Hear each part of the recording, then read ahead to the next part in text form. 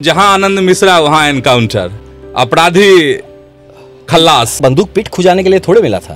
तो जब बंदूक मिला है, आप सामने वाला भी बंदूक दिखा रहा है, तो भैया तुमसे तो हम बेहतर ट्रेंड हैं। तो वाकई में फर्जी एनकाउंटर होते हैं। कटार लेके आप पे कूदेगा मारने के लिए, तब आप समझ में आएगा कि आपको क्या था। या तो आपका गर्दन कटता है या आप अपने सेल्फ डिफेंस में गोली चलाते हैं। पूरा जो ड्रग माफिया था वो मुझे वहां से डिसलॉज करना चाहता है कि ये बंदा रहेगा तो हमारा काम नहीं होने देगा। तो उसको एक बहाना बना के वहां से मेरा ट्रांसफर हो गया था। तो एक आदमी ने बड़े सही तरीके से कहा कि आप तभी तक जिंदा है ना गुरु, जब तक कोई आपको मारना नहीं चाह रहा है। जिस दिन कोई चाह लिया आपको मार देगा। एक गिलहरी हूँ, एक चींटी हूँ, मैं नहीं बदल सकता हूँ, लेकिन मैं जब मरूं ये सेटिस्फैक्शन तो रहे कि नहीं बॉस, जो चीज दिल में लग गई उसके लिए मैंने अपना जीवन दिया, उसके लिए काम किया। मैं बहुत हीन भावना का शिकार महसूस करता, सच कहता हूँ। और मतलब ऐसा ना कि आज तक मैं सैंडविच पसंद करता हूँ। पता है क्यों? ये बचपन का है कि मुझसे सैंडविच नहीं मिलता था। मुझे स्कूल में बच्चों को खाते हुए देखता था, मुझे लगता था बहुत बड़ा खाना है। आनंद मिश्रा आए, सब कुछ बिखेर दिए। अश्विनी चौबे दरकिनार कर दिए गए उन्हीं की वजह से। नहीं देखिए, मैं तो किसी को बिखेरने नहीं, मैं तो संजोने आया था। मैं तो सबको जोड़ने आया हूँ। मैं जोड़ने की प्रवृत्ति रखता हूँ कि मैं बिहार का होने के कारण से जीवन में बहुत कुछ लूज किया हूँ। अच्छा, मुझे कह के कहा गया है कि जस्ट बिकॉज तुम बिहारी हो इसलिए सॉरी। अब आने वाली पीढ़ियों को बिहारी होने का गम नहीं होगा, बिहारी होने का तकलीफ नहीं होने देंगे। अगर ये हम न कर पाए, अगर हम न कर पाए तो लानत है कि हम इस धरती पे पैदा क्यों हुए थे। हम लोगों ने बच्चे नहीं पैदा किए हैं, क्योंकि एक वचन, एक कसम है कि समाज को जब समर्पित कर दिया तो उन बच्चों का क्या जिनके पिता नहीं है। हम लोग साथ में छत पे खड़े थे, तो बोलते क्या हुआ, उसने कहा चल के देखते हैं। हम लोग नीचे गए, तीसरे कॉलर पकड़ लिया, यही क्या है। हम बोले अरे दुर्भाग्य है कि अब जो लालू जी की पॉलिटिक्स है, तेजस्वी जी की पॉलिटिक्स है, वो अब इस युग के लायक नहीं है। नमस्कार दोस्तों, आप देख रहे हैं न्यूज हार्ट का पॉडकास्ट और मैं हूं चंदन झा। आज हमारे साथ एक ऐसे नाम जोड़ रहे हैं जो कभी वर्दी में सिस्टम के खिलाफ लड़ाई लड़े। हमारे साथ ऐसे शख्स हैं जो अब राजनीति में बदलाव की कोशिश कर रहे हैं। तो हमारे साथ हैं आज पूर्व आईपीएस आनंद मिश्रा। बहुत बहुत स्वागत है आपका। बहुत धन्यवाद चंदन भैया। एक चीज़ है कि चूँकि आप आईपीएस रहे हैं तो धाएं मतलब जो एनकाउंटर पुलिस करती है, तो आपके बारे में भी है कि एकदम जहां आनंद मिश्रा वहां एनकाउंटर, अपराधी खल्लास। नहीं, ऐसा नहीं है। मतलब मैं ट्रिगर हैप्पी ऐसा आदमी नहीं रहा हूँ। एक संवेदनशील पुलिस अफसर रहा हूँ हमेशा। लेकिन हाँ, क्या होता है कि आप ऐसे जगह पे जब आप पड़ जाते हैं, मान लीजिए जंगलों में हो, चाहे किसी सरगना के अगेंस्ट खड़े हो और वो पूरी तरह से बेताब हो कि या तो आपको आज ले ही लेगा या अपना काम करा लेगा, तो उसका गैर कानूनी काम हम तो होने नहीं दे सकते। तो हम कहते हैं तुम हमें ही ले लो। लेकिन अब क्योंकि ट्रेनिंग हमारी बेहतर है, हथियार हमारे बेहतर है, धर्म के साथ हम खड़े हैं, तो उल्टा होता है हम उनकी ले लेते हैं। तो इसीलिए और दूसरा होता है कि बहुत बार क्या होता है ना कि मैनेज करने का काम जो होते हैं, बहुत अधिकारियों में आजकल आप देखेंगे स्पेशली कि चीज़ों को मैनेज करना है, सब कुछ मेंटेन रखना है, पॉलिटिकली भी ठीक रखना है ना, अपना पोस्टिंग भी बचाना है, ट्रांसफ़र ना हो जाए, कुछ हम पे दाग ना लग जाए, कोई हम ही ना घेर दे। तो ये जो मैनेजमेंट का मतलब काम करने का तरीका है, वहीं पे हाथ कांपते हैं।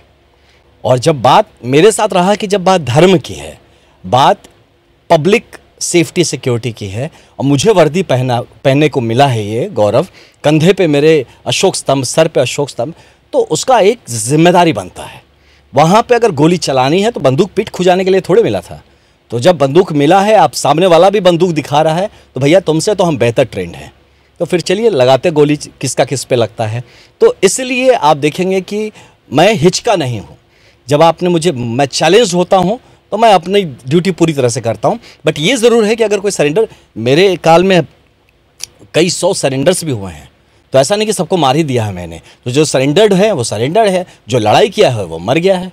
तो इसमें सैकड़ों सरेंडर हैं। तो एनकाउंटर आपने कितने किए? नहीं, वो छोड़ते हैं, नंबर्स पे नहीं जाते हैं, क्योंकि ये कोई अच्छी बात नहीं है कि मैं कितनों की जान जाने के लिए मैं उसका जिम्मेदार रहा। तो ये मैं इसका बहुत प्राउड फील नहीं करता हूँ, मैं बड़ा हम्बल्ड फील करता हूँ। दुख है इस बात का कहीं ना कहीं कि वो भी किसी का बेटा रहा होगा, किसी के घर का चिराग रहा होगा। जब पैदा हुआ होगा तो उसके घर में भी सोहर गाए होंगे कि लल्ला लाल हुई हैं कुलवा के दीपक। और मैं दुर्भाग्य कारण से मैं कारण बना उस दीपक को बुझने में। तो उस बात के लिए मुझे बहुत गौरव नहीं महसूस होता है। बट हाँ, ये ज़रूर रहता है कि जो धर्मपरायण नहीं थे, जो देश के हित में काम नहीं कर रहे थे, जो समाज को डरा के रखना चाह रहे थे, तो वहाँ पे कहीं ना कहीं रावण भी बहुत बड़े विद्वान थे, सब कुछ थे, फिर भी उनका भी अंत होना पड़ा। तो इसलिए वो कारण होने से राम को आप ये नहीं कह सकते कि राम ने कुछ गलत किया। मैं राम नहीं हूँ, लेकिन जो धर्म के खिलाफ है उसके विरुद्ध लड़ने की जिम्मेदारी आपकी भी है, मेरी भी है, पूरे समाज की है। तो इसीलिए लड़ता रहा। अच्छा, कई बार सवाल उठते हैं कि पुलिस ने जो एनकाउंटर किया है वो फर्जी है। अभी पटना में भी एक एनकाउंटर हुआ, उस पर भी सवाल उठ रहे हैं। तो वाकई में फर्जी एनकाउंटर होते हैं? देखिए, किस ज़माने में होते रहे होंगे, आई एम श्योर, बट आज मीडिया है, आज कैमरा है, हाँ, आज उत्तरदायित्व ज़्यादा बन जाता है लोगों का, कमीशंस है, ह्यूमन राइट्स कमीशंस है और कोर्ट्स हैं, तो सब कुछ बहुत ज़्यादा आज के दिन में ट्रांसपेरेंसी बढ़ने के बाद मुझे नहीं लगता कि फर्जी इनकाउंटर कोई ज़्यादा करते होंगे। देखिए क्या होता है ना कि आप जो लोग इस पर पुलिस पे बोलते हैं कि भाई फर्जी इनकाउंटर, भाई साहब आप उस सिचुएशन में जाके देखिए ज़रा। जब हो सकता है कि बंदे के हाथ में जब कटार लेके आप पे कूदेगा मारने के लिए, तब आप समझ में आएगा कि आपको क्या था, या तो आपका गर्दन कटता है या आप अपने सेल्फ डिफेंस में गोली चलाते हैं। तो द गुड पार्ट इज कि बहुत बार पुलिस पैरों पे गोली मार देता है कि उसको जान से, उस सीने पे भी मार सकता था। अब गोली मारा ही है तो आप सोचिए। मैं तो कहीं ना कहीं समझता हूँ कि यार ये तो आपको बेहतर कहना चाहिए ऐसे लोगों को कि बहुत बार होता है कि पैरों पे ही गोली लगी, वहाँ तो सीने पे भी लग सकती थी। तो पुलिस ने अपने प्रोफेशनलिज्म को एग्जिबिट किया। और कहीं कहीं ऐसा सिचुएशन होता है, जो लोग सच में, जो पुलिस वाले भाई हमारे देखेंगे, वो सिचुएशन ही ऐसा होता है कि आप मरेंगे या मारेंगे। तो आप इतनी ट्रेनिंग करके आते हैं, आप इतनी पढ़ाई लिखाई करके एग्ज़ाम क्वालिफाई करते हैं, आपके पीछे सरकार ने इतना मतलब भरोसा जताया होता है, और वहाँ जाके टुच्चा आता है और आपको मार चला जाता है। ये कैसे होगा? तो मैं वही बात फिर से कहूँगा कि अगर ऐसा कोई सिचुएशन खड़ा होता है जहाँ एक अधर्मी और एक प्रशासन या पुलिस की ओर से धर्म को लेकर खड़ा है, तो जीत तो धर्म की होनी चाहिए। और वहाँ अगर कोई इनकाउंटर होता है तो देखिए, इंक्वायरी हर इनकाउंटर का होता है। उसके बाद ये नेचुरल एसओपी है, स्टैंडर्ड ऑपरेटिंग प्रोसीजर्स है कि एक मजिस्ट्रियल इंक्वायरी होगा। तो अगर इंक्वायरी में आता है कि नहीं, आपने तो जिंदा पकड़ा था और उसके बाद आपने उसको मारा है, तो ये गलत है, ये सरासर मतलब ये गलत है, इलीगल है। तो उसकी इंक्वायरी होगी। तो अगर आप तो तुरंत से नहीं कि कुछ भी देखते हैं तुरंत उसको कह दीजिए कि फर्जी इनकाउंटर है, फर्जी मुठभेड़ है। आप जाके कर लीजिए ना भैया। फिर जिनको जिम्मेदारी दिया है कुछ तो उन पे आप भरोसा भी जताइए। लेकिन हाँ, ये ज़रूर है कि जो सीनियर अधिकारी हैं उनकी जिम्मेदारी बनती है कि इस बात को चेक करें कि किसी तरह का फर्जियत ना हो ऐसे सिचुएशन में, जो कि चांसेस है कि कुछ लोग अपने पर्सनल एजेंडा के चलते भी अपनी वर्दी का या अपनी ताकत का दुरुपयोग कर सकते हैं। तो वहाँ सीनियर अधिकारियों की जिम्मेदारी है, वहाँ पे कमीशंस हैं जो इस बात की इन्वेस्टिगेशन करते हैं, और जो दूध पानी विथ टाइम हो जाता है। अच्छा, चूँकि असम में आप रहे हैं, तो असम के जो अपराध हैं, और कभी आपको उससे बहुत लगा हो कि नहीं उलझ गए अब और बहुत दिक्कतों का सामना करना पड़ा हो, कोई ऐसा मामला, कोई ऐसा केस? ऐसा नहीं है। एक आध ऐसे इश्यूज ज़रूर हुए थे जहाँ पे कि अब मैं समझता था कि एक जो माफिया है वो चाहता है। मैं ड्रग्स के खिलाफ काम कर रहा था नौगांव में जी। तो वहाँ नौगांव में तो फिर ऐसा हुआ था एक इशू जहाँ पे कि मैं कोविड पॉजिटिव था, तो मैं ड्यूटी पे नहीं था। बट जो मेरी टीम थी वो एक ऐसे जगह पे मुठभेड़ हुआ उनका, जहाँ पे एक आदमी को पैर में गोली लगी। तो बाद में उस चीज़ को भजा लिया उन माफियाओं ने, हाँ, कि भाई वो तो स्टूडेंट था, उसको फर्जी से आपने गोली मार दिया, मरवा दिया, और मुझ पे भी ब्लेम करना शुरू किया। लेकिन उसमें मेरा कोई रोल नहीं था। उसका अभी इंक्वायरी हुआ, सब कुछ हुआ, सब क्लियर हो गया। क्योंकि मैं खुद ही कोविड पॉजिटिव हूँ, मैं ना उसके बारे में जानता था कि ऐसा कुछ टीम निकला है, कुछ हो रहा है। होने के बाद मुझे ज़रूर बताया था कि ऐसा हो गया, फंस गए। मुझे लगा कि यार ऐसा हो गया तो अब बताना पड़ेगा। तो फिर उसके बाद, लेकिन वो मुझे नहीं पता वो फर्जी था, क्या था, क्यों हुआ था। लेकिन एक सिचुएशन था जिसमें उसको पैर में गोली लगी थी। उसमें दुर्भाग्य है कि एक पूरा जो ड्रग माफिया था वो मुझे वहाँ से डिसलॉज करना चाहता कि ये बंदा रहेगा तो हमारा काम नहीं होने देगा। तो उसको एक बहाना बना के वहाँ से मेरा ट्रांसफ़र हो गया था। हाँ, तो वो मुझे लगा था कि किस तरह से एक गलत लोग एक मतलब कि हावी हो गए सिस्टम के ऊपर, और एक पूरा जो एक इनिशिएटिव स्टार्ट हुआ था ड्रग्स की लड़ाई के खिलाफ में, उसको रोक दिया गया। तो अगर किसी कोई गलत था उसको सज़ा मिलना चाहिए। मैं भी मानता हूं कि अगर हमारे किसी पुलिस अधिकारी ने गलत किया उसको सज़ा मिलना चाहिए, लेकिन अब पब्लिक को खुश करने के लिए आप तुरंत उसको जेल भेज दो, तुरंत उसको कार्यवाही कर दो, तो ये प्लेइंग टू द गैलरी के मैं विरोध कर रहा था वहाँ पे। इसलिए हमारे भी कुछ सीनियर्स उस बात से नाराज़ थे कि भाई तुम उसको क्यों नहीं उस पर एक्शन ले रहे हो। मैं कहा हाँ, इंक्वायरी हो जाने देते हैं, दूध का दूध पानी का पानी हो जाते हैं। वो बंदों ने इतना काम किया, इतने लोगों को जब पकड़ा, तब तो आप उसका फोटो खिंचा के आपने उसका क्रेडिट ले लिया। और जब आज हो सकता है गलती किया हो तो आप उसको मौका भी नहीं दे रहे हैं सिद्ध होने के लिए कि वो गलत है कि नहीं। वही एक टाइम था जब मुझे लगा कि थोड़ा सा उलझा हुआ, हाँ थोड़ा सा उलझा हुआ क्या था सब, मैं क्योंकि इन्वॉल्व नहीं था। और मैंने वहाँ पे यही है कि मैंने अपनी टीम का साथ दिया कि जब तक नहीं प्रूव हो जाता है, मैं उनको कैसे पहले ही आपके कहने पे या इनके भी कहने पे, ना मैं उनको सही मान रहा हूँ ना आपके कहने पे गलत मान रहा हूँ, एक इंक्वायरी होने देते हैं। और वहाँ पे लोग मतलब ये तुले हुए थे कि नहीं अभी की अभी उसको पकड़ो लो, अरेस्ट कर दो, जेल भेज दो। कैसे कर दे भाई, वो बंदा मेहनत किया है, इतना से काम किया, आज अगर गलती किया भी है तो उसकी सज़ा मिलेगी, लेकिन तरीके से मिलनी चाहिए, है ना। तो वही एक मुझे लगा था कि मतलब जो टीम है उसका कहीं ना कहीं मोरल ब्रेक होता है ऐसे करने से। बाकी फिर कोई ड्रग्स के अगेंस्ट नहीं लड़ेगा, बोलेगा हम लड़ते हैं, आप हमको ही फंसा देते हैं, है ना। तो वहाँ पे मुझे लगा था कि सीनियर अधिकारियों को भी और जो राजनीतिक लोग थे उनको भी थोड़ा सा धैर्य संबल दिखाना चाहिए था, टीम को इस तरह से हरास नहीं करना चाहिए था। ये समझ नहीं पाए कि माफियाओं ने उनके साथ खेल दिया और उसका फ़ायदा उठा के एक पूरे अपने अगेंस्ट होने वाले अभियान को रोक दिया। तो वो एक चीज़ मुझे ख़राब लगा था। तो वहीं से मेरे दिमाग में ये जो आया था ना बॉस, इस सिस्टम में रह के आप इससे नहीं लड़ पाएंगे। अच्छा, सिस्टम से हाँ, एग्जिट करना होगा। तब मुझे एक मजबूत आदमी की ज़रूरत थी जो कि टीम के साथ खड़ा होता, जो गलत सही है, किसी एक ने गलत किया उसके लिए हम जो भी सज़ा होता है उसको दिलाया जाए ज़रूर, लेकिन आप पूरे सिस्टम को ही रोक देंगे उसके लिए। और आप समझ नहीं आता, अब उसमें क्या क्वेश्चन उठते हैं कि कहीं ऐसा तो नहीं कि कोई माफियाओं के साथ मिला हुआ था सिस्टम के अंदर जो कि इसका बहाना बनाया और पूरी चीज़ों को। तो ऐसे बहुत सारी चीज़ें हैं जो कि होते रहते हैं, बट उस में भी वो वक्त ख़राब था, इसको ये नहीं कहेंगे कोई लोग ख़राब थे, बट हाँ ये महसूस उस वक्त मुझे ज़रूर हो गया था कि बस इस सिस्टम में रह के आप सिस्टम नहीं बदल सकते। घर का ढांचा अगर आपको चेंज करना है तो पहले घर से बाहर निकालना होगा, फिर इसको चेंज करिए, फिर बुलडोजर चलाइए इस पर। अच्छा, असम के मुख्यमंत्री हेमंत बिश्व शर्मा क्या आप बड़ी दुलारे अफसरों में रहे, तो अभी याद आती है? नहीं बिल्कुल। देखिए हेमंत बिश्व शर्मा जी बहुत ही मैच्योर्ड राजनीतिज्ञ हैं, पॉलिटिशियन हैं, और उनको सबसे अच्छी बात उनकी मुझे जो लगी कि was a very good administrator also. वो सिर्फ राजनीति नहीं करते थे, वो प्रशासन में भी उनकी उतनी दक्षता, वो गाइड करते थे डीएम और एसपी को कि ऐसे करने से काम हो जाएगा। और ये मुझे वो एक ऐसे मतलब नेता हैं जो मुझे लगता है कि हर नेताओं को एक बार उनसे क्लास लेनी चाहिए। यस, लेनी चाहिए। और मैं तो उनसे भी रिक्वेस्ट करूंगा आपके माध्यम से, हमारे मतलब माननीय मुख्यमंत्री हेमंत बिश्व शर्मा जी से, कि आप हमारे देश के नेताओं को ट्रेन करिए कि एक राजनीतिज्ञ भी एक अच्छा प्रशासनिक व्यक्ति हो सकता है, बिल्कुल, जो उनमें वो दक्षता है, बिल्कुल दक्षता है। अभी क्लास लेते हैं फोन पे? नहीं बात होती है? नहीं ऐसा कुछ नहीं है, बट मैं जरूर चाहूंगा कि बात हो और वो मुझे भी सिखाएं। मैं उनसे बहुत कुछ सीखा हूं, और कभी जब मौका मिलेगा तो मुझे पूरा यकीन है कि मैं उनके सीखी हुई चीज़ों को, कि एक अच्छा राजनीतिज्ञ वही होगा जो प्रशासन को भी अच्छे से चला सके और जो सिस्टम से काम करवाना जाने। तो मैं भी ज़रूर कोशिश करूंगा कि उस हिसाब से मैं भी जिस हद तक हो सके, लेकिन अपने प्रशासनिक नॉलेज को और राजनीतिक प्लेटफॉर्म को मतलब पब्लिक सर्विस में कैसे यूज़ किया जा सकता है, और सीखने की चीज़ें मुझे पूरा यकीन है कि जब वक्त मिलेगा ये किया जाएगा।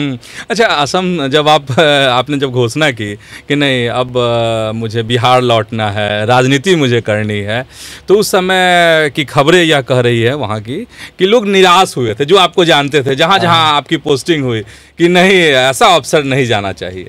नहीं देखिए, सच बताऊँ ना तो मैं भी पुलिस में ही मतलब शायद रहता, अगर सब चीज़ें ठीक रहती है तो मतलब पुलिस मेरा हमेशा से, it has been my first love.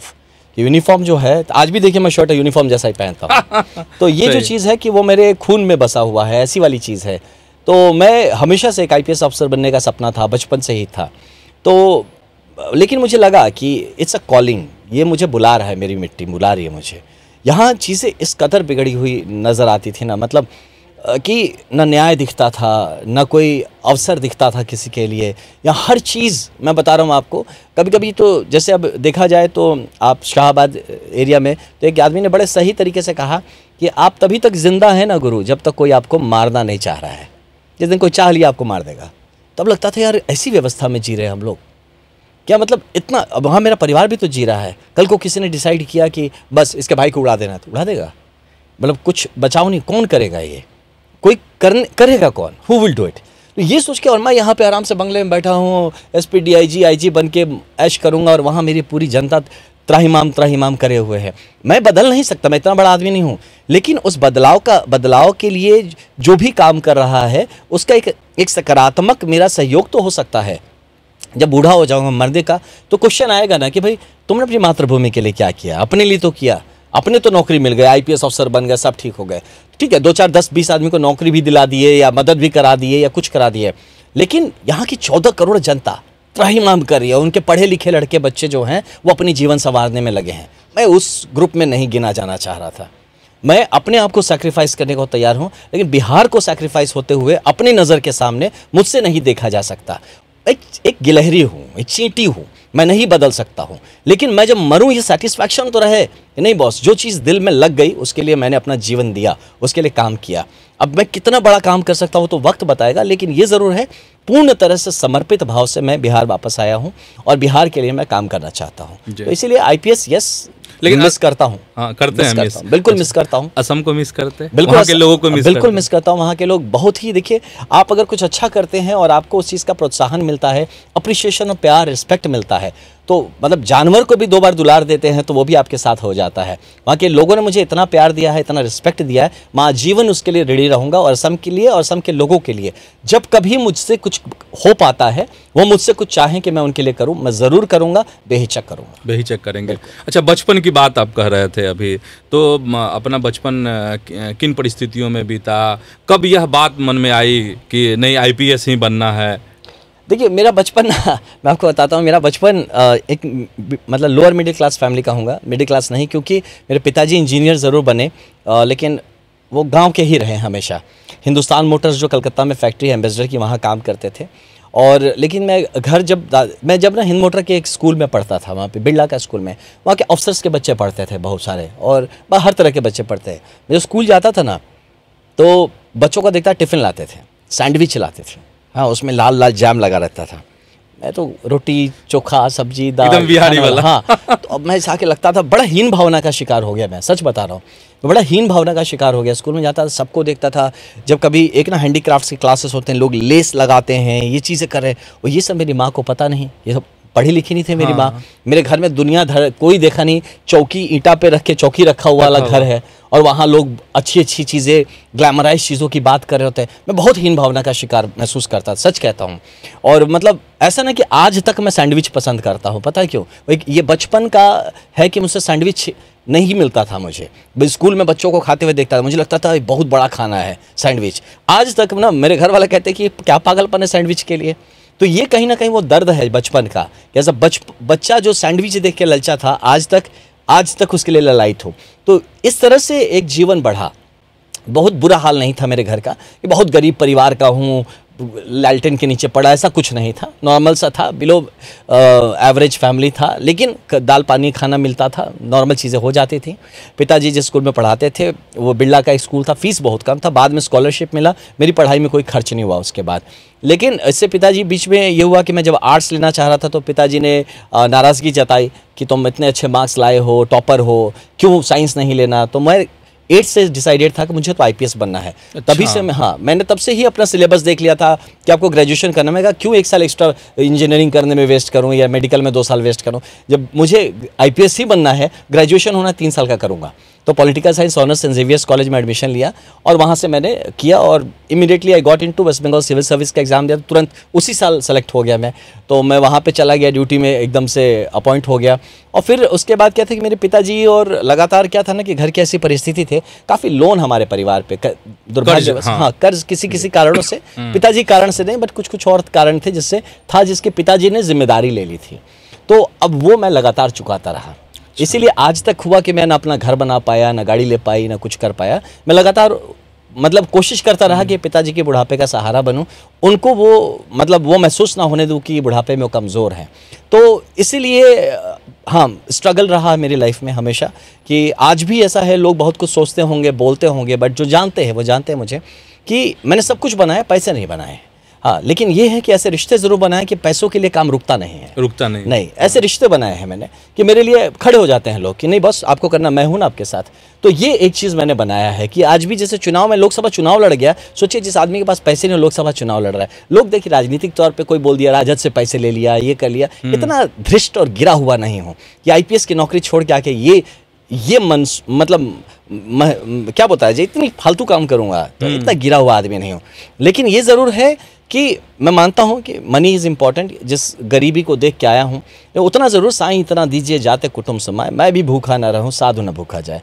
तो अभी मैंने एक ट्रस्ट का भी फॉर्मेशन किया है, उस ट्रस्ट में मैं ग्रेजुअली अपने आप सब कुछ को दान देते जा रहा हूँ। मेरे पास जो है उसको देते जा रहा हूँ। हाँ, मेरे पास एक कैमरा था वो दे दिया, मोटरसाइकिल है वो भी दे दूँगा, सब दे दूँगा, मैं मरूँगा सब उस ट्रस्ट को दे दूँगा, सब पब्लिक के लाइफ में यूज़ हो। तो कहने का मतलब मेरा ये है कि जो आपने कहा कि आपने क्या मेहनत किया, क्या मुश्किलों से गुजरे हैं, तो वो स्ट्रगल करते करते मैं चलता रहा लगातार। मुश्किल बहुत नहीं महसूस किया क्योंकि मेरी ख्वाहिशें ज़्यादा नहीं थी। ख्वाहिशें ज़्यादा होती तो मुश्किल महसूस करता। बस ख्वाहिश में वही सैंडविच और IPS बनना। हाँ, छोटा छोटा था। मेरी आज भी ख्वाहिश वही छोटे छोटे हैं कि अच्छा मोटरसाइकिल हो मेरे पास। अच्छा। आज भी कोई कार का ख्वाब नहीं रखता हूँ। हाँ, मैं चाहता हूँ कि एक पहाड़ों में एक छोटा सा घर हो, एक नदी के किनारे किसी पहाड़ों के बीच में छोटा सा हट, वो भी मेंशन भी नहीं, विला भी नहीं मांगता। तो बस उतना मांगता हूँ, शांति रहे, उतना ही रहे कि कोई आ जाए तो उसका थोड़ा मदद कर सकूं, कोई अगर मुझसे कोई उम्मीद रखे तो मैं उसकी उम्मीद पे खरा उतर सकूं। इसी विश्वास और लेके चला। कोई मुझसे कहा कि भाई आप हम हर जगह रेंट पे रह रहे हैं, अपना घर क्यों? बोले पूरे धरती पे ही रेंट पे रह रहे हैं। अच्छा। हाँ, हम तो पैदा ही रेंट पे हुए हैं बॉस, कब निकल जाएंगे घर से निकाल दिया जाएगा पता नहीं, कहाँ परमानेंस है यहाँ पे।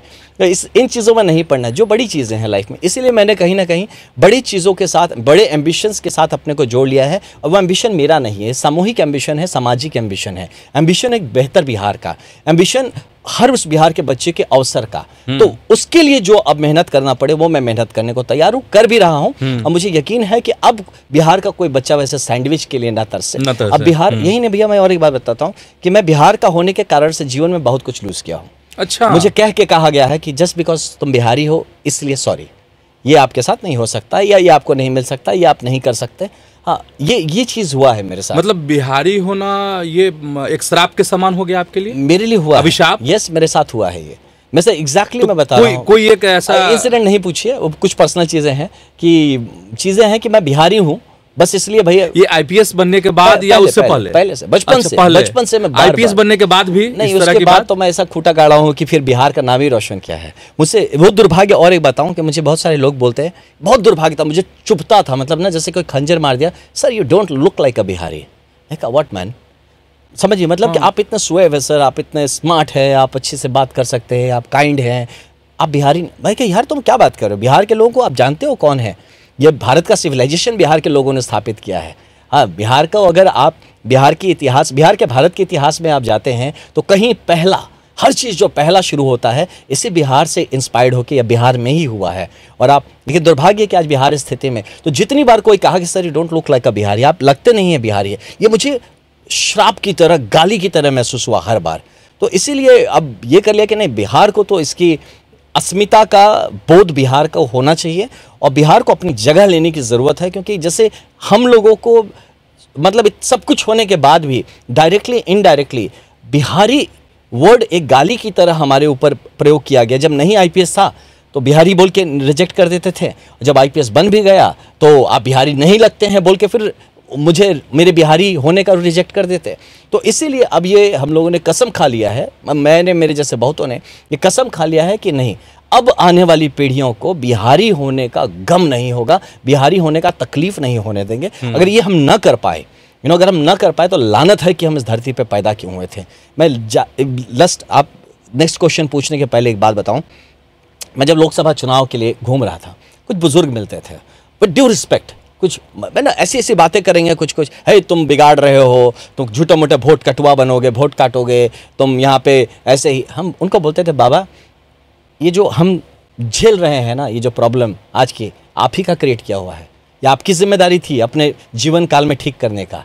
आप नहीं किए, मुझे आईपीएस की नौकरी छोड़ के आके करना पड़ रहा है। और ये आपकी जिम्मेदारी। वैसे ही मैं नहीं चाहता कि हमारे आने वाले जनरेशन हमको बोले कि बेटा तुम तो बड़े पढ़े लिखे थे, आईपीएस अधिकारी थे, बड़ा करना तुमने कुछ किया नहीं अपनी मिट्टी के लिए। हाँ, तो हम भी वहीं पड़े हुए हैं। तो बाबा आप तो अपनी जवानी को किसी और का झंडा उठाने में बर्बाद कर दिए, मैं अपनी जवानी अपने लोगों का एजेंडा उठाने में लगाऊंगा। मैं झंडे के लिए नहीं आया हूं, मैं एजेंडे के लिए आया हूं। ये उनको बार बार समझाया मैंने कि बाबा हम आपके विरोध नहीं कर रहे हैं, आप गलत समझ रहे हैं। मैं कोई वोट के सिलसिले में नहीं घूम रहा हूं, मैं यहाँ बिहार के लिए घूम रहा हूँ।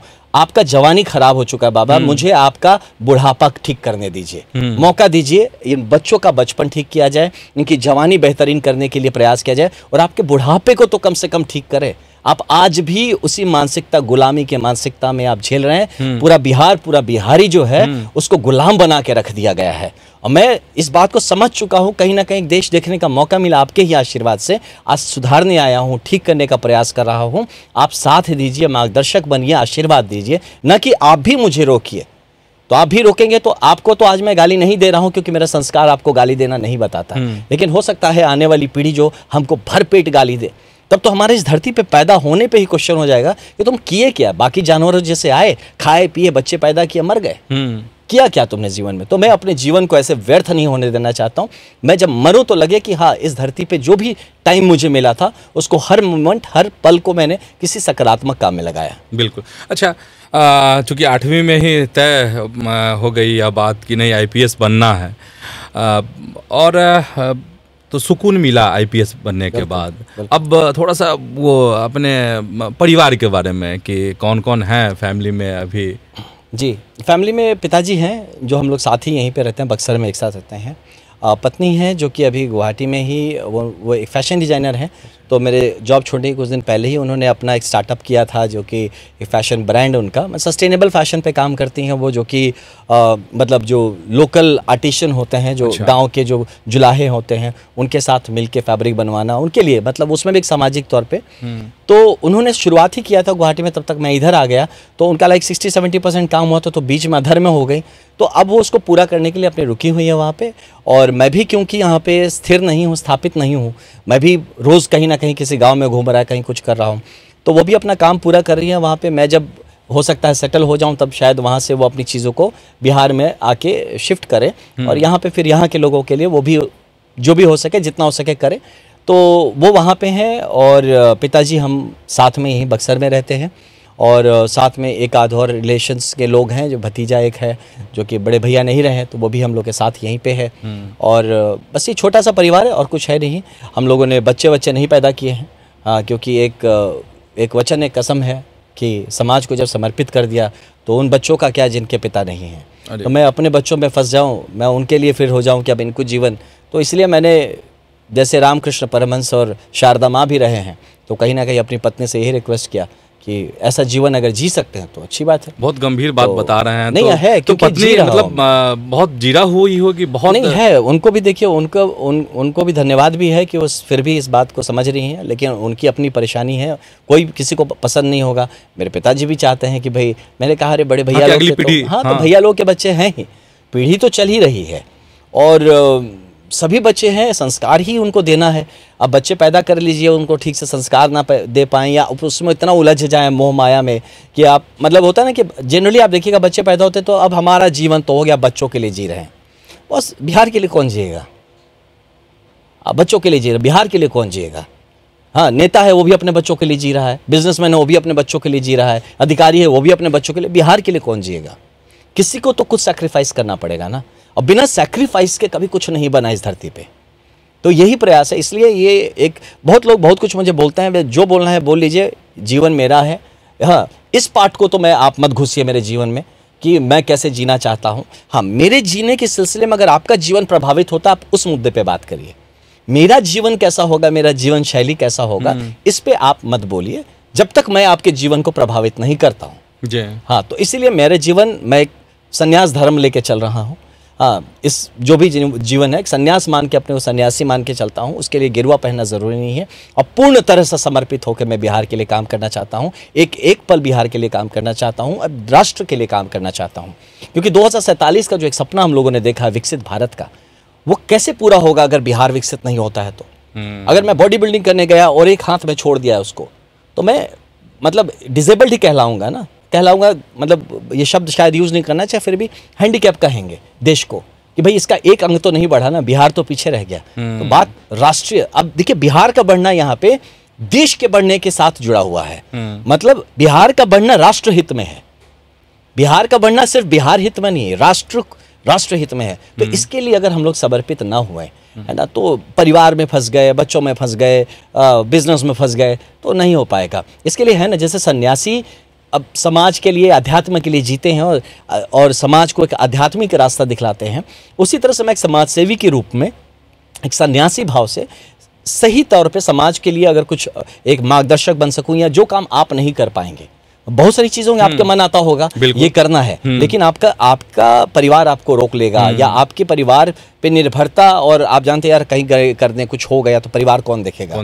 मैं कम से कम इस डर से बाहर रहना चाहता हूँ कि आप मुझे डरा नहीं सकते हैं। और ये तभी मैंने डिसाइड किया जब ऑपरेशंस में मुझे डाला गया ना, सीआई ऑप्स में, मतलब जब मैं काउंटर इंसर्जेंसी ऑपरेशंस में था, तभी लगता था यार पता नहीं कौन से बुलेट पे मेरा नाम लिखा है, या मैं बच्चे उच्चे पैदा करके और भी लंबा कतार, तो फिर मैं मर गया तो फिर क्या होगा परिवार को। तो इसीलिए कहीं ना कहीं यही भाव को मैं कंटिन्यू कर रहा हूँ, और पूर्ण तरह से पूरी जीवन मैं कहा मैं संन्यास भाव से जी रहा हूँ। तो आप ऐसे ही शुरुआत से बचपन, मतलब स्कूल में भी, कॉलेज में इतना ही सीरियस, या फिर कुछ नहीं, मैं रहा हूँ कहीं ना कहीं भीतर। देखिए मैं, मुझे ना क्या बताऊँ अभी, मतलब कि है मुझ में एक ये चीज़ ऐसा ही रहा है, इतना ही गंभीर, स्कूल में भी, कॉलेज में भी। हाँ, गंभीर मतलब नहीं, मैं खेल कूद में था, सब कुछ करता था। लेकिन हाँ, ये एक वैचारिक गंभीरता मुझ में हमेशा से रही है कि मैं अपने विचारधारा से, देखिए जो बदल जाए वो चरित्र कैसा।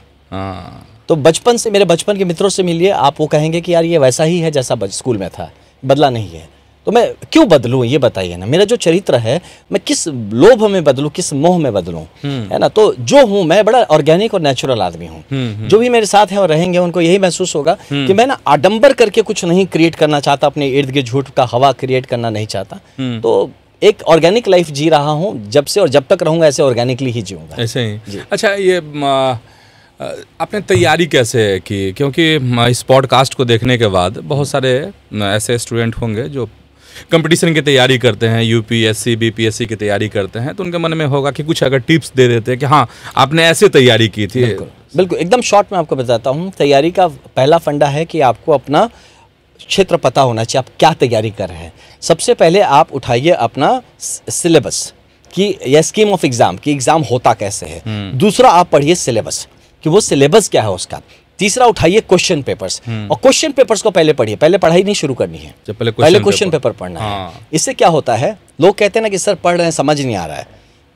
इसलिए समझ नहीं आ रहा है कि आपको पता ही नहीं है कि पढ़ना क्या है। जब क्वेश्चन पेपर आप पढ़ लेते हैं तो आपका फंडामेंटल क्लियर हो जाता है कि उस किताब में खोजना क्या है, किसके आंसर्स खोजने हैं। तो इसलिए क्वेश्चन पेपर को बार बार पढ़िए, और फिर जो स्टैंडर्ड किताब है उसको उठाइए और एक सीमा, मतलब टाइम बाउंड तरीके में उसको पढ़िए, नहीं जीवन भर उसको पढ़ते रहे 10 साल तक। आपकी तैयारी, यूपीएससी की तैयारी के लिए भरपूर 1 साल अगर देते हैं, सफिशिएंट है। 1 साल में आप तैयार हो जाएंगे पूरा। लेकिन 1 साल एकदम वही होता ना, काग चेष्टा बको ध्यानम श्वान निद्रा तथावच अल्पहारी गृह त्यागी विद्यार्थी पंचलक्षणम। ये अगर 5 लक्षण लेके आप 1 साल अपने आप को देते हैं, 1 साल सन्यासी बन के आप तैयारी करते हैं, बिलीव मी, उसके जस्ट नेक्स्ट ईयर आप सेट हो जाएंगे जीवन में। अगर यूपीएससी नहीं भी निकलता बाई चांस, कुछ तो बेहतर हो जाएगा जी। उस करते रहेंगे अगर प्रैक्टिस, तो हो सकता है 1-2 साल टाइम लगे, यूपीएससी भी निकल जाएगा। ठीक है। अच्छा, जो आईपीएस की ट्रेनिंग होती है वो कितनी कठिन है ट्रेनिंग? हाँ, यूपीएससी आपकी ट्रेनिंग कैसी? देखिए, आईपीएस की जो पुलिस ट्रेनिंग में सबसे कठिन ट्रेनिंग आईपीएस की होती है। अच्छा। लोगों को लगता होगा ये अफसर हैं, इनकी ट्रेनिंग नहीं होती। सबसे कठिन ट्रेनिंग होती है आईपीएस की। हाँ। सिपाहियों से भी ज्यादा। उसमें शारीरिक रूप पे आपको रेंद दिया जाता है बढ़िया से, बौद्धिक रूप में पूरी तरह से एकदम आपको, मतलब हर तरह से निचोड़ दिया जाता है। हाँ। साथ में आप में लीडरशिप स्किल्स के लिए जो जो ट्रेनिंग्स होते हैं वो करवाया जाता है। देश के हर एक ऑर्गेनाइजेशन, संगठन, ऑफिसेस के साथ अटैच करा जाता है जहाँ पे आपकी ट्रेनिंग होती है। इसके साथ आपको रियल टाइम सिचुएशंस में भी एक्सपोज किया जाता है, जहाँ पे आप जाके चीज़ों को समझते हो, करने की प्रयास करते हैं। क्योंकि आईपीएस और पुलिस का जो जिम्मेदारी होता है, देखिए उसमें it's different from IAS. IAS में क्या होता है कि एक पॉइंट के बाद आप बिहाइंड द सीन चले आते हैं, और जहाँ बिहाइंड द सीन आते हैं वहीं आईपीएस को in front of the scene आता है। डिपार्टमेंट कोई भी कचड़ा किया हो वो झेलना पुलिस को ही पड़ता है, जब घेराव होता पुलिस ही सामने खड़ी रहती है, जो पुलिस ने उसको घेराव का कारण नहीं, वो नहीं है। पुलिस ने मान लीजिए बीपीएससी का ही जो चल रहा था या चल रहा है, तो वो पुलिस ने नहीं बखेड़ा खड़ा करवाया है, लेकिन झेलना उसी को पड़ता है। गाली पुलिस को पड़ती है कि भाई देखो डंडे मार रहे हैं, लाठी मार रहे हैं, जबकि क्या पड़ा है उनको, अपने आराम से बैठते हैं। इसलिए आईपीएस की जो ट्रेनिंग है इस तरह से तैयार किया जाता है कि थैंकलेस जॉब के लिए आप तैयार रहें। आप भला करेंगे और गाली खाएंगे, आप लोगों को फूल देंगे वो आपको ईंट मारेंगे, आप अच्छा करेंगे वो आपको गाली देंगे, तो इसके लिए आप तैयार रह जाइए। तो आईपीएस के लिए वैसे ही तैयार किया गया है। एंड मुझे लगता है कि इस देश में बहुत ही ऐसे शानदार आईपीएस ऑफिसर्स हैं जिसके चलते आज भी व्यवस्था जो है वो बेहतरीन चल रही है, और जहाँ जहाँ पे ग्लिचेस हैं वो भी पूरी की जा सकती है अगर राजनीतिक तौर पे इसको अच्छा सहयोग मिल जाए और इस बात की गंभीरता समझा जाए कि जो प्रोफेशनल्स लोग हैं उनको एक चीज़ को प्रोफेशनली डील करने दिया जाए। ये होने से आई बिलीव कि पूरी की पूरी पुलिस डिपार्टमेंट बेहतर हो सकती है और आईपीएस की जो ट्रेनिंग है वो सही मायने में यूज़ किया जा सकता है। अच्छा, चाहे स्कूल हो, कॉलेज हो या फिर आईपीएस की ट्रेनिंग हो, तो इसमें मतलब ऐसी कोई शरारत जो आपने की हो और अगर बताना चाहे, कोई ऐसी याद अपने दोस्तों को लेकर, टीचर को लेकर? शरारत नहीं की है मैंने, मतलब ऐसा नहीं है, मतलब मुझे सच में मैं इतना शरारती था नहीं, लेकिन किसी और की शरारत का ब्लेम मुझ पे बहुत बड़ा है। अच्छा। हाँ, कर कोई और जाता था कांड, मुझे पकड़ लिया जाता था। मैं सोचता था अरे हुआ क्या। छोटा सा एग्जांपल बताता हूँ। छत पे खड़ा था एक बार, नीचे देखा कि बड़ा भीड़ है। मैं और एक दोस्त था प्रवीण, हम लोग साथ में छत पे खड़े थे। तो बोलते क्या हुआ, उसने कहा चल के देखते हैं। हम लोग नीचे गए, किसी ने कॉलर पकड़ लिया, यही किया। हम बोले अरे क्या किया, छोटे थे एकदम। वो मुझे बड़ा हिट किया था वो बात, और किसी का तेल गिर गया था। अच्छा। और वो पकड़ लिया हमें, हम लोग दोनों परेशान। वो भी बेटा धीरे से सड़क लिया। अच्छा, वो भी सड़क लिया। बाद में हम पिट गए घर में आके कि तुम क्यों करा ऐसा, क्या किया। मैं कह रहे यार वो तो पहले से कांड हो चुका था, जो अभी मैंने आपको नगांव वाला इश्यू बताया जो था, वही हम, मेरा कुछ लेना देना नहीं। मैं कोविड पॉजिटिव हूँ, बाद में मुझे ही उसमें रेल दिया गया। तो ये एक चीज़, इस तरह की और भी स्कूल में भी कुछ चीज़ें हुई हैं जहाँ किसी और ने कोई कांड किया है, मेरे नाम पे थोप दिया। हाँ, वो मैं उसको मतलब समझाते समझाते जीवन भर नहीं समझा पाया कि भाई मैंने नहीं किया है। तो ऐसे गलत आरोप दुर्भाग्यवश मुझ पे कई बार लगे हैं, और डर लगता है राजनीतिक लाइफ में इस बात का कि है ना, कि ऐसा जो काम नहीं किया उसका आरोप लगा के है ना मुझ पे ना करे, क्योंकि मैं प्रयास वही करता हूँ कि धर्म संगत काम करूँ, गलत के साथ जानबूझ के नहीं रहता हूँ। जहाँ पता चलता है मुझे कि कुछ गलत है, मैं पहले ही वहाँ जय श्री राम बोल के निकल जाते हैं। अच्छा, अब इस बात के लिए पछतावा है कि आपने आईपीएस की नौकरी छोड़ दी, जीवन की सबसे बड़ी भूल? नहीं, ये बिल्कुल भूल नहीं है। आईपीएस की नौकरी मैंने एक बहुत बड़े उद्देश्य के लिए छोड़ा है, ये समझना पड़ेगा। और सच कहा जाए तो लोग कहते हैं बार बार, मैं बार बार इस बात बोलता हूँ कि मैंने एक नौकरी नहीं छोड़ी है, मैंने अपना सपना छोड़ा है। एक सपना लेके चला था जो बचपन से, उस सपने को त्याग कर आया हूँ। तो आप समझिए, जिस सपने को त्याग के इसलिए आया हूँ कि सैकड़ों बच्चों के सपनों को मैं पूरा करने में एक कारण बनूँ, एक अवसर उनके लिए क्रिएट कर सकूं। मैं तो एक ही आईपीएस अफसर था, आज अगर मैंने उसको छोड़ा है तो ये मेरी जिम्मेदारी बनती है कि कम से कम अपने बाकी जीवन काल में 50 ऐसे आईपीएस ऑफिसर्स, आईएएस ऑफिसर्स बनाऊं जिसमें मेरा कुछ योगदान हो, तभी मेरा ये नौकरी को छोड़ना, इस सपने को छोड़ना सार्थक होगा। अच्छा, क्यों सिस्टम में रह के बदलाव संभव नहीं था? नॉट एट ऑल, पॉसिबल ही नहीं भाई साहब, पॉसिबल ही नहीं है, बिल्कुल नहीं, इम्पॉसिबल। आप सिस्टम में रह के क्या करते हैं, आपका जो क्षेत्र रहता है वहां पे आप चीजों को संगठित और ठीक से कर सकते हैं। मेरे जिले में कोई करप्शन नहीं होगा, ये मैं देख सकता हूँ, मेरे जिले में कुछ गलत नहीं होगा, ये मैं कर सकता हूँ। मैं जैसे जाऊंगा फिर शुरू हो जाएगा, क्योंकि वो सिस्टम जो है मैं पकड़ के रखा था। ये दो सिस्टम गड़बड़ कर, मैं पकड़ के जोर से रखा हूँ जब तक तब तक ठीक है, जैसे छोड़ा वापस चिपक गया, वापस वैसे ही हो रहा है। तो ये जब मतलब मूलभूत बदलाव करने की जरूरत है, वो राजनीतिक तौर पे ही हो सकता है। ये गलत फहमी है, कोई सोचता है कि आप सिस्टम में रह के आप देश के लिए कर सकते हैं, सेवा कर सकते हैं। आप तो एनजीओ में रह के भी कर सकते हैं, वो तो आप एनजीओ बन के भी कर सकते हैं, आप एज अ रिपोर्टर भी आप कर सकते हैं, लेकिन आप मुद्दे उठा सकते हैं, आप बदल नहीं सकते, बिल्कुल नहीं बदल सकते। उसके लिए सिस्टम में आपको आना पड़ेगा, सदन में पहुंचना पड़ेगा। लेकिन कुछ लोग कहते हैं कि अफसरशाही को छोड़कर राजनीति में आना मतलब एक पावर शिफ्ट करने का एक तरीका हो गया है नया। ये देखिए, कुछ लोगों का हो सकता है, अलग अलग लोगों का अलग अलग उद्देश्य है। कोई आता है जो राजनीति में ये सोच के आता है कि मैं पावर, वो वहाँ भी पावर एंजॉय कर रहा था, यहाँ भी पावर। अब मैं अपनी बात कर लेता हूँ, आप मेरा जाके इतिहास देख के आइए और देखिए, अगर मैंने कभी भी अपने पावर को एंजॉय किया हो कि भाई मैं बहुत बड़ा हूँ, मैं लोगों से एकदम ऐसा, और अब वही चीज़ मैं तब भी ऐसा ही था। मैं हमेशा से ज़मीन से जुड़ा था, वहाँ भी गांव-गांव जाके वही ह्यूमिलिटी बरकरार रखा। वो चाहे कोई हमारा सबसे हम्बल आदमी समाज का, चाहे वो अपना ठेला चलाता हो, रिक्शा चलाता हो, अगर वो भाई भी अगर कभी आता है, मैं वैसे ही ऑफिस में खड़ा होकर हाथ जोड़ के उसका नमस्ते करके बिठाया हूँ। वहाँ के कोई बड़े मंत्री भी आते हैं, उनको भी ऐसे हाथ जोड़ के खड़े होकर नमस्ते करके बिठाया हूँ। तो ये जो चीज़ है, अब मैं मानता हूँ कि हाँ, दुर्भाग्य है कि सब गेहूं में घुन पिसता है, तो मुझे भी वैसे ही समझ जाएंगे सब, लेकिन सब लोग ऐसे नहीं होते नहीं हैं। हाँ, कुछ लोग ज़रूर हैं, मैं मानता हूँ। और बस मैं तो अपना करियर छोड़ के आया हूँ, आप समझिए ना इस बात को। तो मैं तो ज़्यादा वहाँ पे रसूखदार रह सकता था, पावर पोस्ट में मलाईदार रह सकता था, और हो सकता है अगर मैं सेटिंग गेटिंग मास्टर होता तो रिटायरमेंट के बाद किसी को पकड़ के गवर्नर वगैरह भी बन जाता है ना, तो हो सकता है उसके बाद टिकट लेके नेता भी बन जाता। तो वो नहीं करना था मुझे।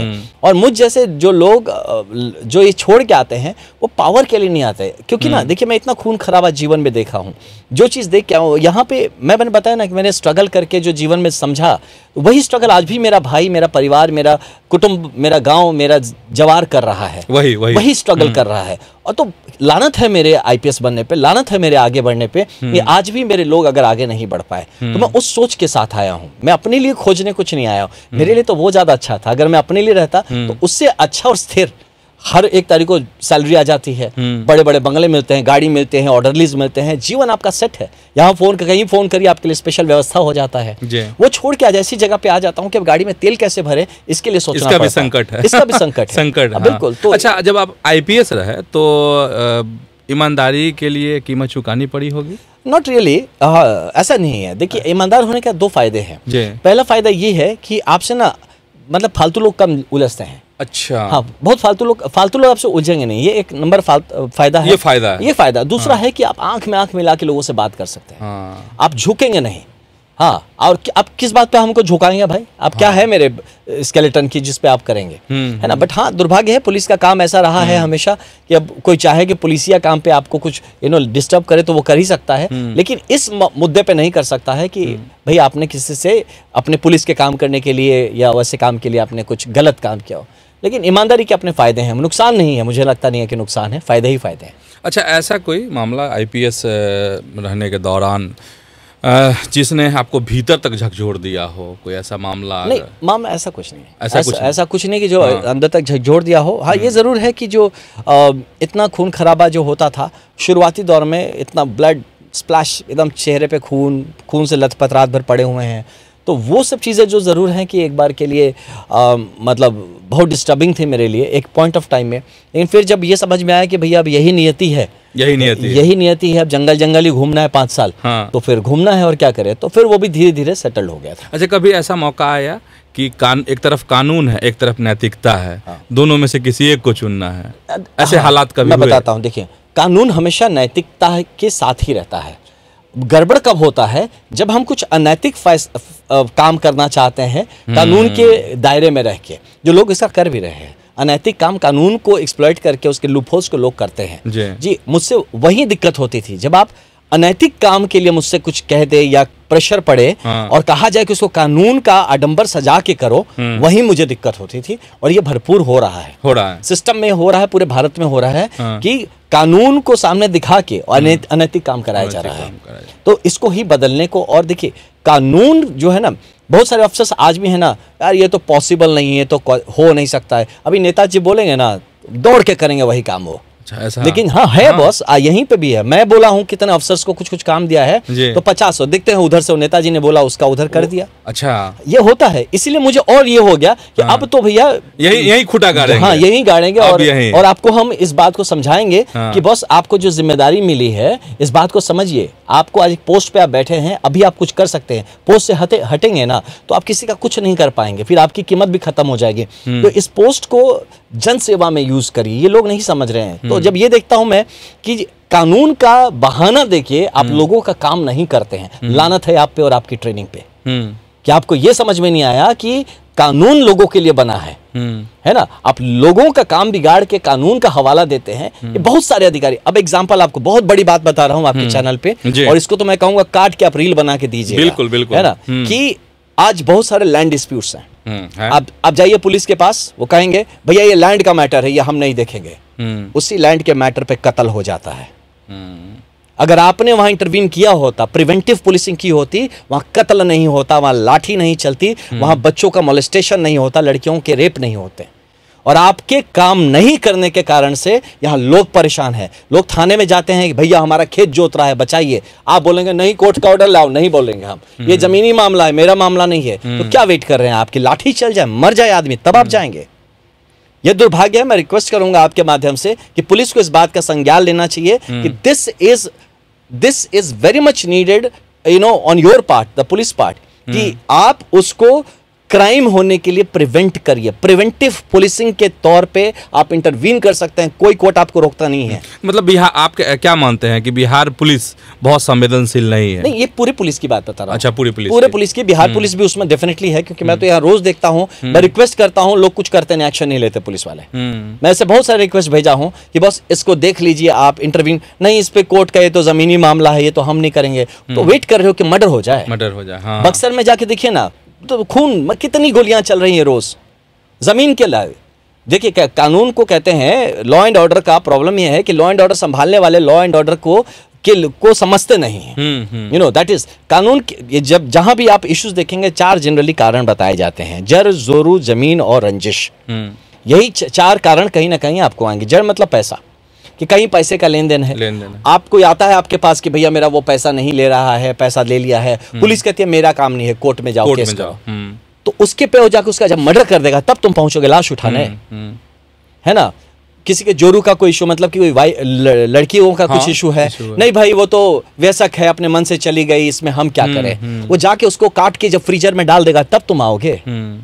आप जब अगर कंप्लेन हो रहा है, जब पहले ले आओ तो सही उसको, हाँ, बचा तो लो। उसके बाद उसे पूछ लो कि बहन जी आप क्या चाहती हैं, या भाई साहब आप क्या चाहते हैं। फिर आप अकॉर्डिंगली सामाजिक तौर पे उसका फैसला लेने दीजिए कि हाँ भाई ये कानूनन मतलब पॉसिबल है, हम इस पे अब पुलिस एक्शन नहीं कर सकते, लेकिन हाँ ये आपने सुनिश्चित कर दिया कि उसका जान खतरे में नहीं है।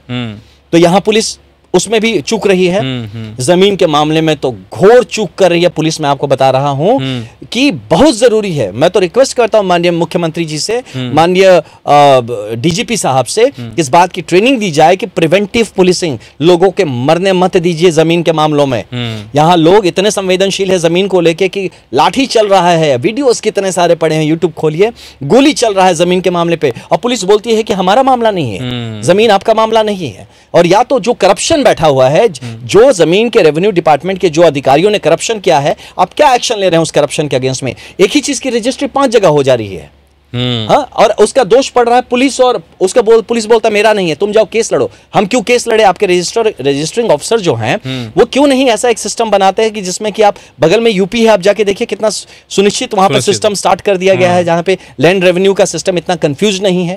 तो इस तरह के बहुत सारी चीजें हैं जहां पे, जैसे मैंने बिहार में काम करने की जमीन का बोला सर आपको, जमीन के मामले में पुलिस को काम करना चाहिए, करना पड़ेगा। कभी मैं इस जगह पे आ जाऊं तो मैं आपको बताता हूं प्रिवेंटिव पुलिसिंग क्या होता है। मुझे सिखाना पड़े तो मैं उनकी ट्रेनिंग कराऊंगा, जाके उन पे लेक्चर्स लेने को तैयार हूं। आज भी अगर मुझे डीजीपी साहब चाहें तो मैं उनके गया की एकेडमी में जाके प्रिवेंटिव पुलिसिंग पे भरपूर अच्छी तरीके से मैंने किया है। मैं जो किया हूं उस पे बात कर रहा हूं, मैं हवा में बात नहीं कर रहा हूं। मैं अपने जिले में जहां जहां पोस्टेड रहा है वहां पे जाके आप देख लीजिए, अगर एक मर्डर हुआ है मेरे रहते हुए किसी जमीन के मामले पे या किसी भी मामले पे, क्योंकि मैं प्रिवेंटिव पुलिसिंग करता था, मैं क्राइम होने से पहले ही उसको प्रॉपर लीगल चैनल पे लाके रख देता था।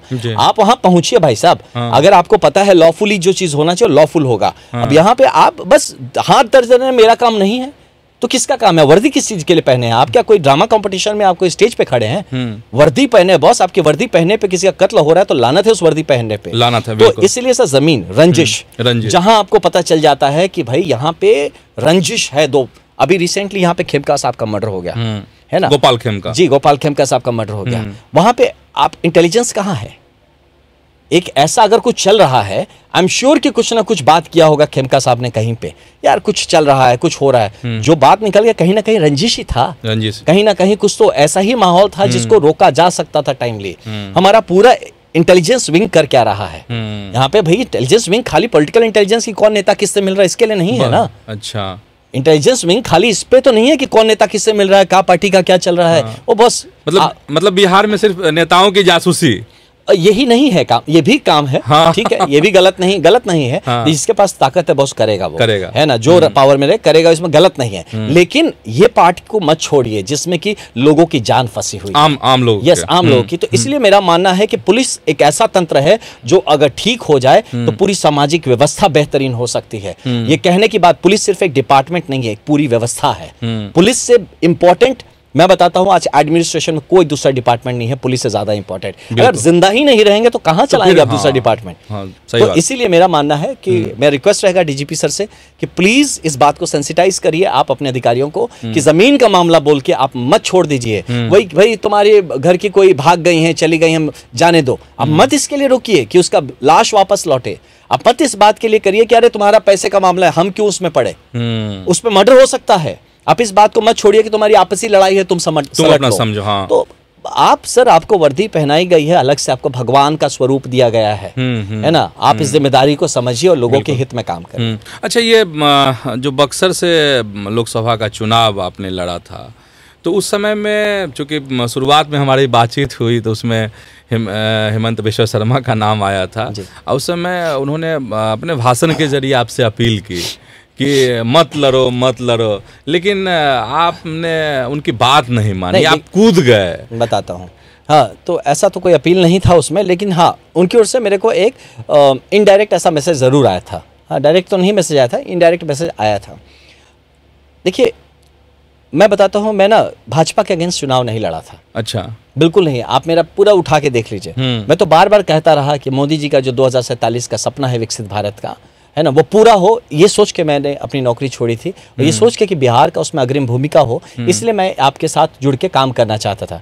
चुनाव लड़ना मेरा मकसद नहीं था। मुझे अपनी अस्मिता, अपने सेल्फ रिस्पेक्ट के लिए चुनाव लड़ना पड़ा। मुझे मतलब उस वक्त भी मैं यही कहता रह गया था कि संगठनिक काम मैं करना चाहता हूँ, मैं गांव जाना चाहता हूँ, लोगों से मिलना चाहता हूँ, समझना चाहता हूँ। मुझे कोई जल्दी नहीं है कि मैं सांसद बन जाऊँ, सदन में चला जाऊँ। मैं मेहनत करने को तैयार हूँ। ये दुर्भाग्य है, ये कि मेरा ही दुर्भाग्य, मैं किसी और को नहीं बोलूँगा, कि लोग वही मुझे समझ ही नहीं पाए कि ये बंदा लालची नहीं है यार, ये टिकट नहीं मांग रहा है, न तब मांगा, ना अब मांग रहा हूँ, ना आगे मांगूंगा। मैं यहाँ पे काम खोज रहा हूँ कि एक प्लेटफॉर्म मिल जाए तो अच्छा, काम तो कर ही रहा हूँ मैं, ऐसा नहीं कि नहीं कर रहा हूँ, लेकिन फिर वो सीमित दायरे में कर रहा हूँ। नहीं तो किसके भरोसे बिहार चले आए? नहीं, मैं मतलब भाजपा के किसी नेता से बात हुई थी? माननीय मुख्यमंत्री जी से बात हुई थी। नीतीश कुमार से? नहीं, हेमंत बिश्व शर्मा, असम के मुख्यमंत्री। हाँ, उनसे बात हुई थी कि मैं जाके संगठन ज्वाइन करना चाहता हूँ। उन्होंने भाषण में सही कहा उन्होंने, कि मुझे तो कहा था इसने कि संगठन का काम करना चाहता है। हाँ, एकदम सही कहा उन्होंने, लेकिन संगठन ज्वाइन तो नहीं कराया मुझे। तो क्यों आपकी ज्वाइनिंग क्यों नहीं हुई? आखिर वजह क्या थी? नहीं करा वो बताएंगे। अच्छा, नहीं, ठीक है। तो ये तो हेमंत बिश्व शर्मा की लगता है इसमें कोई चूक हो गई। बीजेपी के नेताओं से आप मिले थे? बिल्कुल, बिहार के जो नेता हैं, मैं मिला था, मिलता रहा हूँ, और बहुत श्रद्धा रखता हूँ सबके लिए। लेकिन कहीं ना कहीं देखिए, भाजपा बहुत बड़ी पार्टी है। हाँ, तब जब समझिए भाजपा बहुत बड़ी पार्टी है, उसमें डिसीजन टेकिंग इतना इजी नहीं होता है। मैं समझता हूँ इस बात को। वो एक तरीका है, एक बहुत बड़ा संगठन है, तो it takes it own time. ठीक है, तो ठीक है, उससे मुझे कोई रंजिश नहीं है। ये ज़रूर है कि ठीक है, मैं अभी भी तो काम ही कर रहा हूँ, जनहित में काम ही कर रहा हूँ एक। लेकिन संगठन में होकर आप जब आप काम करते हैं, संघे शक्ति कल जुगे, तब आपका जो काम का इम्पैक्ट होता है वो बड़ा होता है। नहीं तो आपको शामिल क्यों नहीं कराया? अब ये वो बता पाएंगे, मैं क्या बताऊं। अब मैं तो ऐसा अपनी इच्छा जाहिर कर दी। हाँ, जरूर। वो तो मैं भाई, मुझसे अभी किसी ने पूछा तो जी, अच्छा, पहले आप कर लीजिए। किसी ने मुझसे पूछा कि अच्छा भाई साहब, भाजपा के बारे में क्या सोचते हैं? मैंने कहा कि भाजपा के बारे में सोच के तो यार आईपीएस की नौकरी छोड़ दी। और आप अभी हमसे पूछ रहे हैं क्या भाजपा के बारे में क्या सोचते हैं? अब भी पूछ रहे हैं कि भाजपा के बारे में क्या सोचते हैं। तो ऐसा नहीं, बट ठीक है, एक बहुत बड़ा संगठन है जिसके अपने प्रायोरिटीज हैं जीवन में। मैं कोई उनके प्रायोरिटी लिस्ट में नहीं हूँ, तो मैं ऐसा अपने को बहुत बड़ा समझता हूँ। तो हो सकता है जमीन पे काम करना मैं कर रहा हूँ। ये कहीं ऐसा तो नहीं, चूँकि सियासत है, तो आपने अपनी इच्छा जाहिर कर दी थी कि मुझे काम करने का मौका मिले, मैं पार्टी में शामिल होना चाहता हूँ, बिहार के लिए काम करना चाहता हूँ, तो आपका इस्तेमाल कर लिया गया हो और आपको पता नहीं चला? आपको चुनावी समर में कूदने के लिए बाध्य कर दिया गया हो नेताओं के द्वारा, बीजेपी के नेताओं के द्वारा? नहीं, देखिए, अगर ऐसा किया भी गया है और मेरा अगर इस्तेमाल किसी बड़े कॉज के लिए हुआ है, तो उसके मुझे कोई इसके लिए शिकायत नहीं है। शिकायत नहीं है? नहीं, अगर हम किसी काम के हैं तभी तो यूज में आ रहे हैं। तो अगर कोई यूज कर ले रहा है तो यानी हम किसी काम के हैं। अच्छा, काम के हैं। तो इस बात की खुशी है कि चलिए हमें किसी काम तो समझा आपने कि मुझे यूज कर लिया, लेकिन यूज कर ले, हाँ, लेकिन तो अच्छी लेकिन बात है। अफसोस नहीं कोई है अफसोस कि नहीं। बीजेपी बक्सर से हार गई आपके चुनाव लड़ने की वजह से? इस बात का अफसोस है मुझे ज़रूर कि वहाँ की जनता को एक अच्छा प्रतिनिधि नहीं मिल पाया। हाँ, इस बात का अफसोस है। इट्स नॉट अबाउट कि कौन जीत गया कौन हार गया, बट मुझे ऐसा लगता था कि शायद इस पूरी दौड़ में शायद मुझे लगता है, सबको शायद अपने अपने में सबको लगता होगा कि मैं बड़े सच्चे भाव से वहाँ पे उतरा था कि मैं सच में बक्सर को एक आदर्श के तौर पे खड़ा करना चाहता हूँ, और ये एक तरह से सब बाकियों को भी दिखाना चाहता हूँ कि देखिए एक क्षेत्र अगर सोच लिया कि आगे बढ़ना है और उसको सही लीडरशिप मिल जाए तो कैसे बढ़ सकता है, तो उसको ही देख के बाकी क्षेत्र भी बढ़ेंगे, बाकियों को भी एक कहीं इंस्पिरेशन या एक तरह का मोटिवेशन या गाइडेंस मिलेगा। मैं बड़ा पॉजिटिव स्टेट ऑफ माइंड से उस चुनाव को लड़ा था, एक सकारात्मक तौर पर। तो मैं किसी के विरोध में नहीं था, किसी के, मैं तो सबको कहता था आप सब आपकी लड़ाई किससे है, मगर मेरी लड़ाई किसी के साथ नहीं है, मैं निर्दलीय नहीं, मैं तो सर्वदलीय हूं, मैं सबको साथ लेके चल रहा हूं, क्योंकि मैं चाहता हूं कि बक्सर जीते। इट्स नॉट अबाउट पार्टी, लेकिन दुर्भाग्य है बक्सर हार गया। बक्सर हार गया। अच्छा, लेकिन उस समय जो चर्चा, जब चुनाव का दौर चल रहा था, तो कहा जाता था कि आनंद मिश्रा आए सब कुछ बिखेर दिए, अश्विनी चौबे दरकिनार कर दिए गए, उन्हीं की वजह से मिथिलेश तिवारी तो चुनाव हार ही गए। तो इसमें सच्चाई है? नहीं, देखिए मैं तो किसी को बिखेरने नहीं, मैं तो संजोने आया था, मैं तो सबको जोड़ने आया हूँ, मैं जोड़ने की प्रवृत्ति रखता हूँ। हाँ, मेरा नेचुरल टेंडेंसी है, देखिएगा आप मेरे को कि मैं किसी विरोध में नहीं अननेसेसरी जाता हूँ, बोलता हूँ, इसलिए कि मुझे कोई डर है, कुछ ऐसा है। मैं सोचता हूँ कि नकारात्मकता अगर मैं फैलाऊंगा ना तो मेरी ऊर्जा नकारात्मक हो जाएगी, मेरे जीवन का मतलब खत्म हो जाएगा। तो मैं वहाँ लोगों को आज भी संजोता हूँ, मुझसे जो मिलते हैं मगर क्यों लड़ रहे हो आपस में यार। अभी जैसे विधानसभा का हमको भैया आप टिकट, भैया हम नहीं हैं टिकट के रेस में, आप कहाँ हैं हमको लड़, आप लोग अच्छे आपस में जो मिल के रहिए ना, आप में से जो भाई आगे बढ़े, इस क्षेत्र का विकास करे, हम भी आपके साथ खड़े हैं। हाँ, आप हमको प्रतिद्वंदी मत मानिए अपना। मतलब चुनाव आप नहीं लड़ेंगे? हम इसके एकदम लड़ाई में नहीं है भैया, हम कोई टिकट नहीं मांग रहे किसी से। मतलब विधानसभा का चुनाव नहीं लड़ेंगे आनंद मिश्रा? नहीं, ऐसा मत बोलिए कि जीवन में क्या हो सकता है, लड़ी ले, कौन जानता है। हाँ, लेकिन ये जरूर है कि मैं इसके लिए नहीं आया हूं कि मैं चुनाव लड़ूं। उद्देश्य बड़ा उद्देश्य, हाँ, मैं इसमें नहीं, मैं चाहता हूं अच्छा आदमी। अब मान लीजिए कि हमको दिखे 10 खड़े हैं और 10 के 10 एकदम खलनायक हैं, तो फिर मैं कैसे बक्सर को जाने, तब तो नायक बनना पड़ेगा। तब ना हो सकता उसमें जो कम खलनायक है, हाँ, तो उसका सपोर्ट करूं। हाँ, उसके संग होके। तो अब क्योंकि मैं निर्दलीय ही हूं, किसी के साथ हूं नहीं, तो जो सबसे अच्छा कैंडिडेट होगा उसको मैं सपोर्ट करना चाहूंगा। अच्छा, तो उस हिसाब से हाँ सपोर्ट करूंगा बिल्कुल। मैं ये चुनावी समर में शांत बैठने वाला तो नहीं हूँ।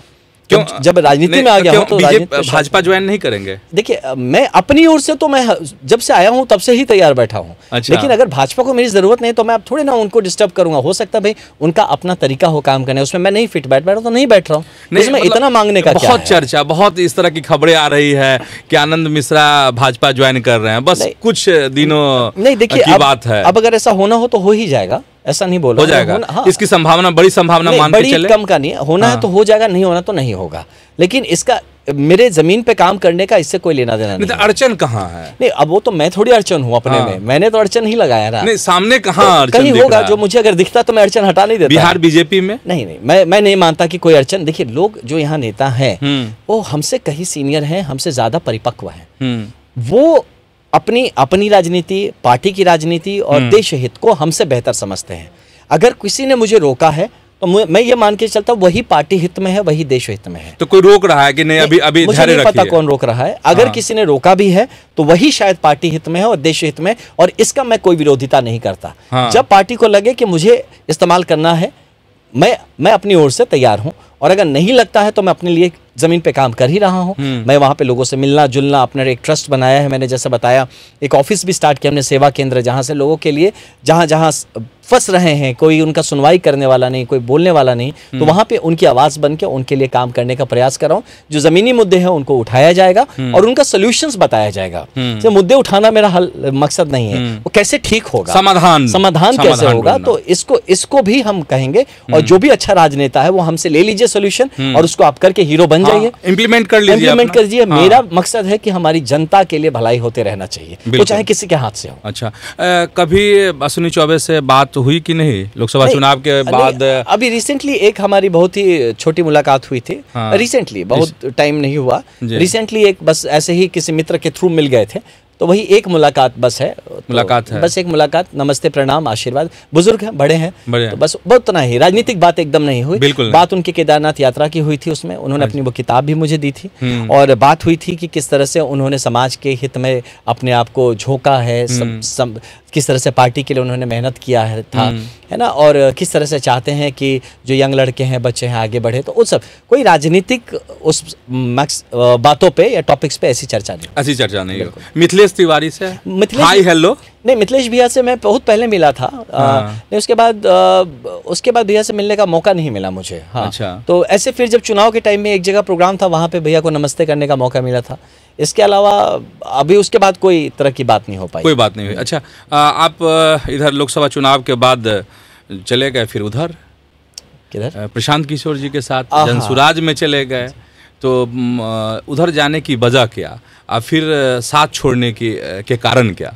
देखिए, मैं बताता हूँ, जब मैं चुनाव लड़ लिया, चुनाव लड़ने के बाद मैं वही ज़मीनी स्तर पे ही वही कोशिश कर रहा था, ट्रस्ट बना के कुछ काम करूँ या ज़मीनी स्तर पे। तो तब क्या हुआ कि जनसुराज के बच्चे थे, तब अभियान था, बहुत सारे लोग थे, वो मुझे टच करना शुरू किए, बात करना शुरू किए। कि फिर उसके बाद प्रशांत जी से भी बात हुई, मल्टीपल टाइम्स बात हुई, हम लोग मिले भी, और भी वहाँ के कुछ वरिष्ठ लोग हैं, उनसे भी मुलाकात बात हुई। सबने मुझे यही बताया कि देखिए, ये तो पॉलिटिकल पार्टी है नहीं, हम लोग एक अभियान है जहाँ की बिहार का नैरेटिव सेट करने पे लगे हैं, ठीक करने पे, कि बिहार मुद्दों को नहीं समझ रहा है, और आप भी उन्हीं मुद्दों पे बात कर रहे हैं जिन पे हम कर रहे हैं। तो दोनों भाई अलग अलग क्यों बात करें, साथ ही बात करते हैं, एक ही मंच से करते हैं। और मुझे तब उस टाइम में लगा कि हाँ ठीक है, पॉलिटिक्स तो हो नहीं रहा यहाँ पे, भाई मुद्दों पे चर्चा हो रही है, एक पढ़े लिखे लोग हैं, अच्छी बात है, तो उसमें पार्टिसिपेट करने में कुछ गलत तो है नहीं। तो मैं गैर राजनीतिक तौर पे ही तब जुड़ा था। तो जब जुड़ा वहाँ पे अच्छा लगा मुझे कि काफ़ी वो नैरेटिव, तो आज भी मैं कहता हूँ कि जनसुराज जो मुद्दे उठा रहा है, वो पते के मुद्दे उठा रहा है, मुद्दे सही हैं, सटीक मुद्दे उठा रहा है। तो उसके बाद जब पार्टी बना, ठीक है, मैं तब भी पहले भी एक बार बोला था कि मतलब उनको बताया था, रिक्वेस्ट किया था कि मुझे कोई पद वद नहीं चाहिए, मैं ठीक हूँ। फिर मैं मुझे युवा का अध्यक्ष बना दिया गया, तो मैं बोला चलो ठीक है, बना दिए तो वो भी ठीक है, अब क्या करा जाए। तो फिर उसके बाद जो हुआ काम किया, मैं मोटरसाइकिल यात्रा एक था पूरा बिहार का, तो मोटरसाइकिल बहुत मेहनत किया था मैंने, चंदन जी सच कहता हूँ, बहुत मेहनत किया। मैं जानता हूँ मेरे कमर का मैं L2 L3 का इश्यूज क्रिएट हो गया उसके बाद, लेकिन मैंने किया अपनी ओर से, दिल से मेहनत किया, जगह जगह जाके बात किया, गाँव में, मतलब आई हैड एक्चुअली उतना मेहनत बहुत सालों बाद मैंने किया, तो वो सब करता रहा। लेकिन मुझे ये लगा कि देखिए, अब जब राजनीतिक मंच पे आ गया हूँ, लेकिन होता ना कि आप तैयार नहीं है मुझे वो जगह देने के लिए। अच्छा, अब मैं जैसे कभी एक बार बोल दिया कि भाई पोस्टर पे जब ये जा रहे हैं बाइक यात्रा पे, तो प्रशांत जी की तस्वीर तो ठीक है भाई, हम जा रहे तो हमारा भी तो होना चाहिए। तो मुझे कहे कि इतनी छोटी सी बात को लेके आप ये होना, हम बोले तो इतनी, प्रशांत किशोर ने, हाँ नहीं मतलब भैया जी ने कहा कि इतनी छोटी बात, तो मैं वही सोचा कि जब इतनी छोटी बात है तो आपके लिए भी तो उतनी छोटी बात है, कर देते। छोटी बात थी तो कर देते, है ना, हम चलिए आपसे तो बहुत छोटे हैं, कर देते छोटी बात।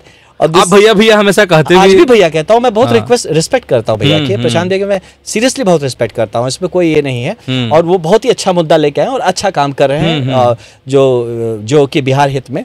तो मैं वही एक चीज था जहाँ पे मुझे थोड़ा सा छोटी बात का, तो मुझे लगा कि ठीक है चलो। उसके बाद फिर थोड़ा सा हुआ वो सब चीजें, तो वहाँ मुझे खटका लगा वो। कि उसके बाद मैं युवा का अध्यक्ष था, तो कुछ चीजें हैं कि जो मैं चाह रहा था कि कुछ लोगों को जोड़ना चाह रहा था, कुछ करना, लेकिन हर बार बड़े सिस्टमेटिक तरह से काट दिया जाता था। अच्छा, तो हो वो रहा था जो कोई और चाह रहा था। मैं युवा का अध्यक्ष हूँ, लेकिन युवा का पार्ट मैं नहीं चला रहा हूँ, तो कोई और चला रहा है। हाँ, तो देखिए बस मैं एक बहुत बड़ा सेक्रीफाइस छुप करके आया था, तो मैं यहाँ पे वो दिखाने वाले हाथी के दांत बदले को तो नहीं आया था ना। ये सारी चीजें चुभती थी।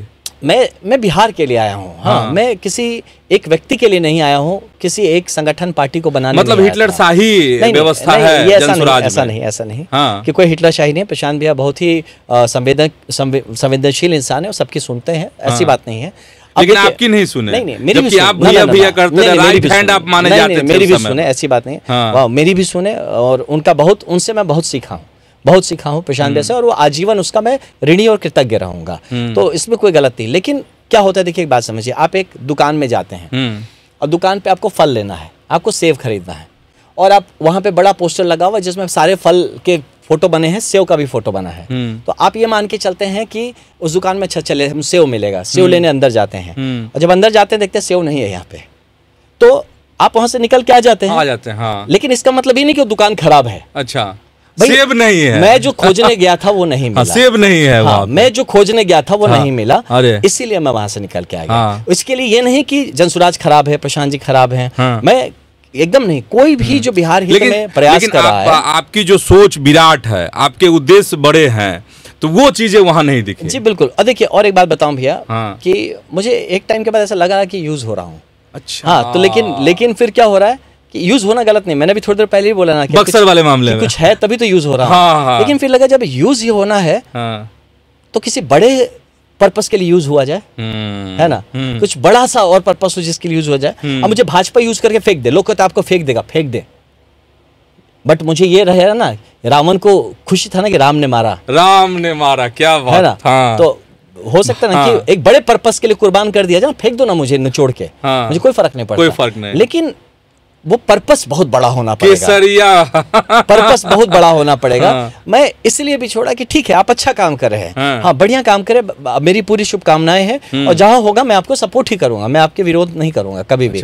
और जो लोग, मैं बताता हूँ, देखिए, मैं जब जनसुराज ज्वाइन करने आ रहा था ना, तो बहुत सारे लोग थे जो भाजपा में थे, वो मेरे साथ भी बोले थे कि भैया हम भी चलेंगे। मैंने कहा ना, ये मेरा डिसीजन है, ये मेरा व्यक्तिगत। मैं आपको तोड़ने नहीं आया हूँ, आप अपना डिसीजन अपनी सोच के लीजिएगा, मैं अकेले जाऊंगा। मैं वो नेता नहीं हूं कि 500 का भीड़ दिखा के दिखाऊं। मैं आऊंगा, लाखों करोड़ लोग मेरे साथ जुड़ेंगे, बट वो मेरे साथ भीड़ नहीं हो, मेरे वोट हैं। मैं भीड़ पे नहीं यकीन रखता, वोट पे यकीन रखता हूं। तो मैं उन सबको रोक दिया कि नहीं, आपको मेरे साथ नहीं आना है, कि जस्ट बिकॉज मैं जा रहा हूं आप आ जाइए। हाँ, आपको लगता है ना, आप आइए भी, स्वागत है, लेकिन मैं आपको नहीं ला रहा हूं जनसुराज में। तो उसके बाद जब मैं जनसुराज से अभी निकला हूं, तभी मुझे बहुत लोग भैया हम भी छोड़ ना बोले ना, ये गलती मत करना, आप एक मंच है, मेरी बात कुछ, मैं कहीं और लेवल से देख रहा हूं, मैं जहां से देख रहा हूं चीजों को, आप अलग लेवल से देख रहे हैं, तो आपके लेवल पे कुछ गलत नहीं है, सब ठीक है, आप नहीं छोड़ेंगे, आप तब तक नहीं छोड़ेंगे जब तक आपकी अंतरात्मा नहीं बोलती है। मेरे बोलने पे नहीं, तो मैं एक आदमी को नहीं तोड़ा हूं जनसुराज से। आज भी मुझसे लोग पूछते हैं, भैया अच्छा नहीं लग रहा है, हमें लगेगा, आप अपने को आप झोंक दीजिए ना, आप झोंक दीजिए, आपको क्यों आप सोच रहे हैं। मैं छोड़ा हूं, मेरे कारण, मैंने बताया, मैं उस दुकान में अंदर आया था ये खोजने कि वो सेव कहाँ है, जिसका फोटो लगा था बाहर। अच्छा, सेव तो है ही नहीं, लेकिन देखे सेव नहीं मिला तो मैं दुकान से बाहर आ गया। तो इसका मतलब ये नहीं ना कि मैं दुकान को गाली देने लगूं, दुकान खराब है, दुकान, ऐसा कुछ नहीं। अच्छा, तो इसको ये मान लें कि प्रशांत किशोर की जो राजनीतिक रणनीति है और जो जमीनी हकीकत है उसमें फर्क है कोई? देखिए, फर्क नहीं है। राजनीति, देखिए, एक चीज है कि जनसुराज जो मुद्दों पे बात करता है, जैसे बाकी पार्टीज हैं वैसे जनसुराज है, बस, मतलब नहीं, उसमें कोई अंतर नहीं। उसमें देखिए, राजनीति ही करना, तो राजनीति के तरीके से ही होगा। तो वही हो रहा है। अब आप अलग से, अब यहाँ पे मतलब आप धर्म का आश्रम खोल के राजनीति तो नहीं कर सकते, है ना। आप राजनीति तो राजनीतिक तौर पे ही करेंगे। बिल्कुल। अगर जनसुराज वो कर रहा है तो गलत क्यों कर रहा है, आप उसको गलत क्यों बोल रहे हैं। लेकिन हाँ, मेरा यही एक क्वेश्चन रहता है कि आप जिस चीज का विरोधिता कर रहे हैं वही चीज आप क्यों कर रहे हैं। तो ये सब चीजें रहती हैं दिमाग में, इसीलिए। और बहुत सारे, और एक बात आपके मन से बोलना चाहूंगा, बहुत सारे भाई लोग हैं, भैया मुझे गरियाना शुरू कर देते हैं, आप एक टिकट के लालच में चले गए हैं, आप ये भाई, आप अभी बहुत आप इमेच्योर है, आपको नहीं पता कि मैं क्या छोड़ के आया हूँ। आप नहीं छोड़ के आए हैं, आप पुणे में बैठ के अपना IT का जॉब कर रहे हैं, आप हमको सिखा रहे हैं कि आप टिकट के लालच में चले गए हैं, जो IPS की नौकरी ना मैं छोड़ के आया हूँ यार। मैं जमीन पे हूँ, आप नहीं है जमीन पर। मैं मेहनत कर रहा हूँ, मैं जो किया हूँ आपने नहीं किया है वो चीज। जनसुराज के लिए कम से कम 50 दिन तक तो मैं मोटरसाइकिल लेकर लगातार चलता रहा। आप कितने दिन चले हैं, आप बताइए ना, आपने कितना मेहनत किया है उसके लिए, कितने भाषण, मेरा गला फंस गया था चिल्ला के, मतलब। अच्छा, लेकिन एक चीज है, बहुत जल्दी आप समझ गए कि जनसुराज है। नहीं, ऐसा नहीं कि जनसुराज गलत है। मैं फिर बता रहा हूँ, मैं जो चीज खोजने गया था वो नहीं मिला, है ना, वो चीज नहीं लगा। अच्छा, और दूसरा क्या हुआ कि मैंने थोड़ा सा चुप होके देखा, लोगों के रिएक्शंस देखने शुरू किए। अच्छा, हाँ, इनके जो ना राष्ट्रीय अध्यक्ष महोदय हैं, मैं उनसे कभी नहीं मिला हूँ, अननेसेसरी कुछ बातें उन्होंने बोल दी। अच्छा, उदय सिंह, हाँ, कुछ सुना मैंने, तो उस दिन मैं सोच लिया कि भैया आपको जय श्री राम। आपके बारे में उन्होंने कहा, कुछ बोला है उसी दिन। अब परिपक्व हैं ये, अब बहुत परिपक्व हैं, 2 बार MP बन गए तो अब बहुत परिपक्व बन गए। हाँ, मैं 5 जिला चला के आया हूँ एज SP, तो मैं अपरिपक्व हूँ। आप उम्र में बड़े हैं तो आप ज्यादा परिपक्व, मैं छोटा हूँ, तो हर बुजुर्ग ही परिपक्व है, कोई जरूरी नहीं है। यही बात तो उस दिन मैंने डिसाइड कर लिया, जिस दिन मैंने अपने अगेंस्ट सुना कुछ बात, उस दिन मैं आपको जय श्री राम बोल दिया। तो ये बात आपने प्रशांत किशोर से कही? कोई जरूरत नहीं, कोई कंप्लेंट, या आपको ऐसा लगा कि कोई मतलब नहीं, ये सुन ही नहीं सकते? कोई आपके 1 महीना चुप होने से आप एंटी बोलना शुरू कर देते हैं तो बॉस आप सही आदमी नहीं है, आपके साथ मैं नहीं रहूँगा। गलत मैं सही किया हूँ, मैं बताता हूँ। आप 1 महीना शांत होकर मैंने देखा ना, आप तुरंत से ऐसा बोलना शुरू किए कि आप मुझे ही विलेन बनाएंगे। हाँ। तो फिर तो मैं समझ गया आपका चरित्र क्या है। तब तो उसके बाद आपको लगता मैं वापस जाऊँगा। बड़ी बात कह रहे हैं आप। बड़ी बात नहीं, मैं गंभीर बात कह रहा हूँ। और मैं उनको भी कहूँगा और उनके सारे जो भी साथी अनुयायी हैं, हाँ, अनुयायी उनको हैं। भी कहूँगा कि बॉस आप जो करें उस पर ध्यान दीजिए, हमको ज्ञान मत दीजिए। मतलब ये बात प्रशांत किशोर से जस्ट बिकॉज कि मेरा कोई बहुत बड़ा नाम ऐसा नहीं है, हाँ। जस्ट बिकॉज मेरे पास बहुत धन दौलत नहीं है, तो सारे ज्ञान का जो मतलब दायित्व आप ही को नहीं मिला है ना। तो इसीलिए कम से कम ये नहीं कहना, ये मेरा रिक्वेस्ट रहेगा कि आप अपनी राजनीति करिए। आपको मैं डिस्टर्ब नहीं कर रहा हूँ, आप कृपया मुझ पे लांछना ना लगाएं। नहीं तो अगर मैं बोलना शुरू कर दूंगा तो फिर भागने का जगह नहीं मिलेगा। तो कब बोलेंगे? आज बोलिए ना कुछ। मैं कुछ लोगों की बात कर रहा हूँ, पार्टी को नहीं बोल रहा हूँ, जनसुराज को नहीं बोल रहा हूँ। हाँ, तो जो कुछ लोग मेरे, तो इसलिए मैं सबसे यही रिक्वेस्ट करता हूँ कि आप लोग गरिमामय राजनीति करिए। जनसुराज बना ये बोल के ना कि आप अलग हैं। आप क्या अलग हैं? आप भी वही राजद जैसा बात करने लगे तो आप क्या अलग हैं? हाँ, तो फिर इसीलिए गरिमामय तरीके से मैं आपका साथी हूँ, दोस्त हूँ। आप मुझे ज़रूरत पड़ने पे हाथ बढ़ाने को कहिए, मैं बिहार के हित में आपको हाथ बढ़ाऊंगा, आपकी मदद करूंगा। हाँ, मैं यहाँ तक। लेकिन बस आप 1 महीना चुप होने के बाद आप नहीं, वो तो अपने से उनको परिपक्वता नहीं है, ये नहीं है, वो नहीं, पलाना ढिंकाना है, पता नहीं क्या क्या बोल रहे हैं। तो ये जब मेरे पास आता है तो इट हर्ट्स, है ना, इट हर्ट्स। आप जस्ट पैसे लगाए हैं तो आप कुछ भी बोल देंगे। आप पैसे लगाए, हम जान लगाए गुरु, हम अपनी पूरी इज्जत गुडविल आपको लाके दे दिए। तो ये जो पूरा अभियान है उसमें पप्पू सिंह का ही पैसा, अब किसका है वो तो वही जानेंगे, मुझे नहीं पता है किसका पैसा है। बट भाई उनका जो कॉन्फिडेंस दिखता है तो पैसे का ही कॉन्फिडेंस दिखता है। अदरवाइज उनका क्या कंट्रीब्यूशन हमको तो नहीं पता है। हाँ, पैसा दिखता है उनका तो पैसे का ही ना कंट्रीब्यूशन है, और क्या कंट्रीब्यूशन है। तो आप ऐसे नहीं बोलना है किसी के अगेंस्ट। आप जितने युवा जुड़ रहे हैं वो भी सब देख रहे हैं कि आप एक आदमी को हटते ही आप ऐसा बोलते हैं, तो यार हम जुड़े हैं तो मतलब कब तक जुड़े रहे? हम हटते तो आप सबके लिए बोलेंगे नहीं, हमारा क्या हाल होगा। ये नहीं करना है। हाँ, ये नहीं। आप एक आदर्श स्थापित करने के लिए आए हैं। प्रशांत भैया बहुत मेहनत कर रहे हैं। ऐसे कुछ लोगों के बयानबाजी से पार्टी को नुकसान होगा, प्रशांत भैया के पर्सनल मतलब छवि को नुकसान होगा, और बाकी जो लोग आपसे जुड़े हैं वो क्वेश्चन दिमाग में उठने लगेगा कि अगर आनंद मिश्रा को आप ऐसा बोल सकते हैं तो आप हमको भी, तो आप तो हम लोग को भी बोलेंगे फिर कल को, है ना। तो आप तो फिर यूज एंड थ्रो वाला हिसाब रख रहे हैं। अच्छा, आपको ये नहीं होना चाहिए। हाँ, आपको ये लगता है कि प्रशांत किशोर चुनावी रणनीतिकार के तौर पर ही अच्छे हैं, राजनेता वाली बात नहीं है प्रशांत किशोर में? नहीं, ऐसी बात नहीं। देखिए भैया, मतलब आदमी का स्वरूप बदलता रहता है। ऐसा नहीं है कि एक आदमी अगर अच्छा टीचर है तो एक अच्छा ब्यूरोक्रेट भी बन सकता है, एक अच्छा स्टूडेंट भी बन सकता है, एक अच्छा राजनीति भी कर सकता है, लॉयर भी बन सकता है। एक आदमी अगर मल्टी टैलेंटेड है तो उसके टैलेंट को ये कैटेगराइज नहीं करने कि नहीं आप इसके अलावा आप नहीं कर पाएंगे। तो इसीलिए मैं मानता हूँ प्रशांत भैया बहुत ही टैलेंटेड हैं, और वो शायद जीवन में जो भी रूप लेना चाहें वो ले सकते हैं, जैसा बनना चाहें वो कर सकते हैं, बशर्ते सही लोग उनके साथ जुड़े रहें और जो रास्ता हो वो सटीक रहे, निर्धारित रहे, और पथ भ्रमित ना हो कोई, तो अपने लक्ष्य को पा सकते हैं। अच्छा, जितनी बात हुई है अभी जनसुराज पे, प्रशांत किशोर पे, तो ऐसा लगता है कि एक नया राजनीतिक स्टंट है बिहार में। राजनीति तो पूरी तरह से खुद ही में स्टंट है, नया क्या पुराना क्या। नहीं, फिर भी लग रहा है कि जनसुराज जो है राजनीतिक स्टंट है, नहीं, और कुछ नहीं है। जनसुराज एक अच्छा विकल्प बन के आ रहा है, मैं मानता हूँ। स्पेशली मैं कहूँगा कि जितने हमारे मुस्लिम भाई लोग हैं, हाँ, और जो लोग की भटक गए हैं, मुझे लगता है कि राजद के चक्कर में उनको फंस गए हैं, उनके लिए मुझे लगता है जनसुराज एक बढ़िया विकल्प बन सकता है। उनको जनसुराज से जुड़ना चाहिए और जुड़ के एकदम मजबूती के संग जनसुराज को मजबूत करना चाहिए। और मुझे लगता है आगे आने वाले टाइम में उनका भी ख्याल, स्पेशली जो मुस्लिम राजनीति है, मुझे लगता है जनसुराज प्रभावित, उनको जनसुराज से जुड़ना चाहिए, ज्यादा से ज्यादा। अच्छा, एक प्रशांत किशोर दावा करते हैं, करीब करीब हर मंच पर कहते हैं वो कि 243 सीटों पर चुनाव लड़ेंगे, 130, 35, 40 तो जितना ही जितना है।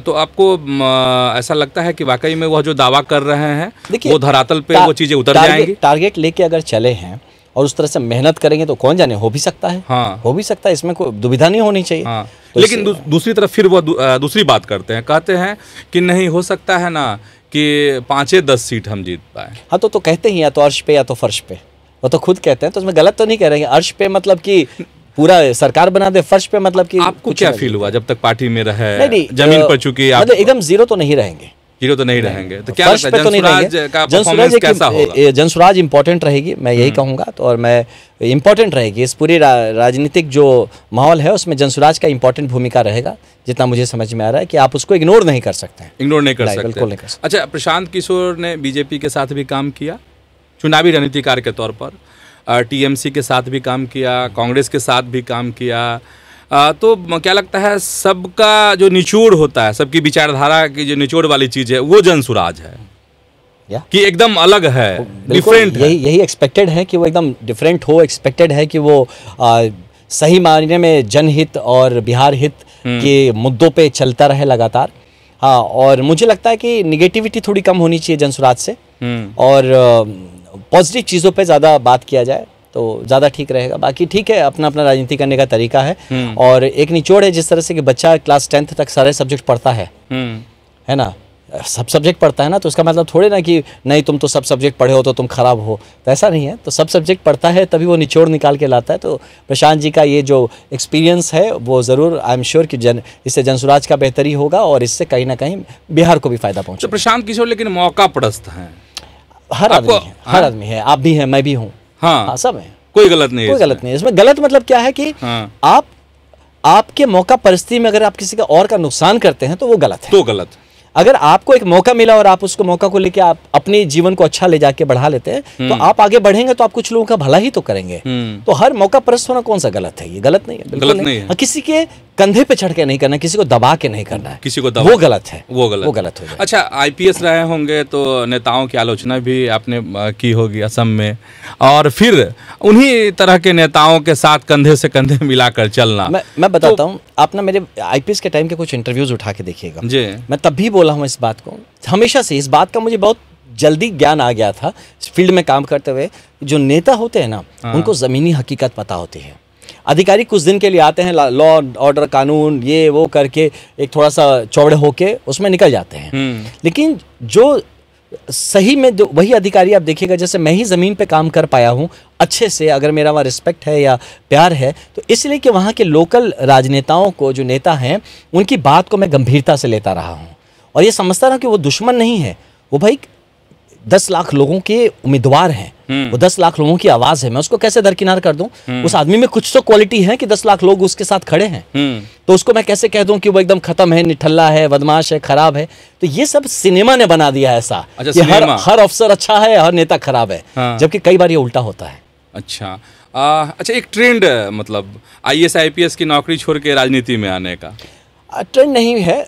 आप देखिए, ये जो आप पूरा काडर का स्ट्रेंथ देखेंगे IAS IPS मिला के तो करीब 15,000 होगा। 15,000 में कितने IAS IPS आए हैं एक टाइम में? 15 भी नहीं आए होंगे, है ना, मतलब 0.001%। तो अब ये बताइए, ट्रेंड डॉक्टर्स नहीं आ रहे राजनीति में, लॉयर्स भी आ रहे हैं, प्रोफेसर्स भी आ रहे हैं, टीचर्स भी आ रहे हैं, बिजनेसमैन भी आ रहे हैं। तो ये बार बार IAS IPS आंख में क्यों खटक रहा है? नहीं, खटक नहीं रहा, सवाल कि सफल क्यों नहीं हो पाते? नहीं, ऐसा नहीं है। जो सफल, देखिए अब कितने लॉयर सफल हुए हैं, कितने आप प्रोपोर्शनेटली काउंट करिए तो आप देखेंगे कि इसकी सफलता का रेशियो बाकियों से ज़्यादा है। कितने लॉयर ज्वाइन किए हैं देखिए, और कितने लॉयर सफल हुए हैं, परसेंट निकालिए आप, और ये देखिए कितने IAS IPS ज्वाइन किए और कितने सफल हुए हैं। तो IAS IPS जो ज्वाइन किए हैं, रेशियो हमेशा IAS IPS वालों का ज़्यादा मिलेगा, ज़्यादा है। यस, ज़्यादा। अच्छा, ये जो राजनीति है वो आज की जो राजनीति है वो आदर्शों पे टिकी है या फिर रणनीति पर? नहीं, राजनीति तो हमेशा रणनीति पे टिकी है, वो चाहे चंद्रगुप्त मौर्य के समय से हो और चाहे आज मोदी जी के टाइम पे हो। रणनीति पे देखिए, दिस इज पावर पॉलिटिक्स, है ना, और इट्स अबाउट पावर। तो पावर है यहाँ पे, आदर्श एथिक्स जरूरी है। जिस राजा ने एथिक्स के साथ काम किया है वो राजा अशोक बना है, और जिसने एथिक्स के विरुद्ध काम किया है वो औरंगजेब बना है ना। तो ये बस डिपेंड करता है कि आप राजनीति कैसे करते हैं। राजा जनक भी राजा थे जो विदेह कहलाए हैं, हमारे यही बिहार के थे, बिल्कुल विदेह कहलाए हैं। राजा रह के बिन, कहते हैं कि शरीर में रह के भी शरीर के नहीं, राजा हो के भी सबके लिए जिए हैं। तो आप राजनीति को, वो राजा कैसे जीता है वो राजनीति को डिफाइन करेगा, लेकिन रणनीति तो एक इंट्रिंसिक पार्ट है राजनीति का। इसमें सिर्फ एथिक्स पे, सिर्फ ज्ञानचंद बन के आप राजनीति नहीं कर सकते। उसमें तो ये सब मैनिपुलेशन, रणनीति, ये सब चीजें तो पार्ट ऑफ इट है। बस यही है, वो एथिक्स के थोड़ा सा संगत रहे तो इससे जनता का भला होता है। अच्छा, जैसे जातिवाद और सांप्रदायिकता, पुलिस हिंसा, इन सब चीज़ों को अब आप कैसे देखते हैं राजनीति में आकर? राइट, ये देखिए सब राजनीतिक लोग इसको मौका परस्ती के हिसाब से यूज़ करते हैं। हाँ, आप गांव में जाकर कभी बैठिए चौपाल पे, कोई जाति वाती वहाँ नहीं पूछ रहा, सब एक साथ बैठ के हैं, सारे समाज के सब लोग। समाज के। मैं तो खुद जाता रहता हूँ, मैं तो मुसहर समाज में अभी जाके बैठ के आया वहाँ पे। सब उनको कोई फर्क नहीं पड़ता क्या राजनीति चल रहा है, कौन नेता है क्या है। जब राजनीति की बात शुरू होगी तो सब एक तरफ होने लगेंगे, अरे भैया हम लोग ये कास्ट हैं, हम वो कास्ट हैं। वहाँ क्यों? क्योंकि जो पॉलिटिकल जो लीडर है वो एक कास्ट का नेता बन गया है। वो अपने को, उसके पास बहुत बार क्या हो गया कि अपने पास उसके पास क्वालिटी कम है, उसके पास अट्रैक्ट करने की दूसरी क्षमता नहीं है, तो कास्ट को भजा के लोगों को एक साथ वो मतलब साथ मोबिलाइज करने की कोशिश करता है। तो वहां पे होता है। तो मुझे समझ में आता है कि आप जनता के बीच जब जाते हैं नॉर्मली नॉन पॉलिटिकली, तो समाज में अभी भी समरसता है। राजनीति यहाँ आके उस समरसता को थोड़ी सी खराब कर देती है। इसलिए जरूरत है ऐसे नेताओं की जो कि समरसता को मेंटेन करते हुए सब हर समाज की जरूरतों को पूरा करते हुए राजनीति करने की क्षमता रखते हो। और वो वक्त आ रहा है, आएगा। नया आने वाले वक्त में आप देखिएगा, ये जाति के नाम पे, धर्म के नाम पे जो चीजें हैं उसको कहीं ना कहीं कमी होगी। और मुद्दों पे मैंने कहा ना कि अब झंडे की राजनीति नहीं, एजेंडे की राजनीति होगी। और बहुत जल्दी आपको ये बिहार में भी होता हुआ नजर आएगा। अच्छा, साफ छवि वाले जो अफसर हैं वह उन पर भी इस तरह की बातें होने लगती है जब राजनीति में आते हैं, तो कहा जाता है कि वह भी सिस्टम का हिस्सा हो गए। अब देखिए क्या है कि अब आप उतरे हैं मतलब किसी एक फील्ड में, तो आप डेफिनेटली उसी सिस्टम का हिस्सा होंगे। अब उस सिस्टम में रहते हुए, अब जैसे अब अधिकारी भी जो अब एक सिस्टम में जब काम कर रहे होते हैं, तो उसी सिस्टम में घूसखोर लोग भी हैं, अच्छे लोग भी हैं, हर तरह के हैं। वहाँ अपनी अपनी छवि बनाई थी ना कि आप भाई ईमानदार अफसर थे। वैसे जब आप राजनीति में आते हैं तो आप इस सिस्टम में आते हैं जहाँ घूसखोर लोग भी, अच्छे लोग भी हैं। अब यहाँ भी वो अपनी छवि बनाएंगे टाइम रहते रहते। अब तुरंत तो आते ही नहीं बन जाएगा छवि, उसके लिए काम करना पड़ेगा। एक छवि बनेगी, अटल बिहारी वाजपेयी की एक छवि बनी, मोदी जी की एक छवि बनी, नीतीश जी की एक छवि बनी है, लालू जी की भी एक छवि बनी है। तो जो जैसे बनेंगे, जैसे रहेंगे, वैसे उनकी छवि बनेगी, बट उसमें टाइम लगता है। अच्छा, आते ही उस पे तुरंत उसको कैटेगराइज नहीं करना चाहिए। अच्छा, लालू जी का जिक्र आप कर रहे थे, तो लालू जी के बारे में, लालू जी मतलब सामाजिक न्याय के पुरोधा माने जाते हैं, तो आप इन चीज़ों से इत्तेफाक रखते हैं कि नहीं? और उनकी पूरी राजनीति को कैसे आप देखते हैं? तेजस्वी को आप किस नज़रिए से देखते हैं? बिल्कुल, देखिए लालू जी की राजनीति को आपने जैसे कहा कि सामाजिक न्याय के सच में वो पुरोधा रहे हैं। उन्होंने इस चीज़ को, इसका संवेदनशीलता लाया है कि न्यायिक जो सामाजिक न्याय है वो कितना ज़रूरी है। सही मायने में सोशलिज्म को अगर स्टैब्लिश किसी ने किया है बिहार में, तो कोशिश सबने किया है। जेपी आंदोलन से ही वो प्रयास शुरू हो गया था। उसको स्टैब्लिश तो लालू जी ने ही किया, इसमें कोई शक नहीं होना चाहिए। लेकिन दुर्भाग्य है कि वो पावर को हैंडल करने के लिए तैयार, उनकी तैयारी वो नहीं थी। शायद वो एडमिनिस्ट्रेटिव मैच्योरिटी नहीं थी, राजनीतिक मैच्योरिटी थी, प्रशासनिक मैच्योरिटी नहीं थी। और उसके चलते ही उनका जो वक्त काल था वो दुर्भाग्यवश एक जंगल राज के तौर पे आज नाम हो गया है, वैसे तब्दील होता गया। और वो प्रशासनिक क्षमता हाथ से फिसलती चली गई। और उसी का कारण है कि बिहार कहीं ना कहीं आके एक गरीबी और पिछड़ेपन में फंस गया।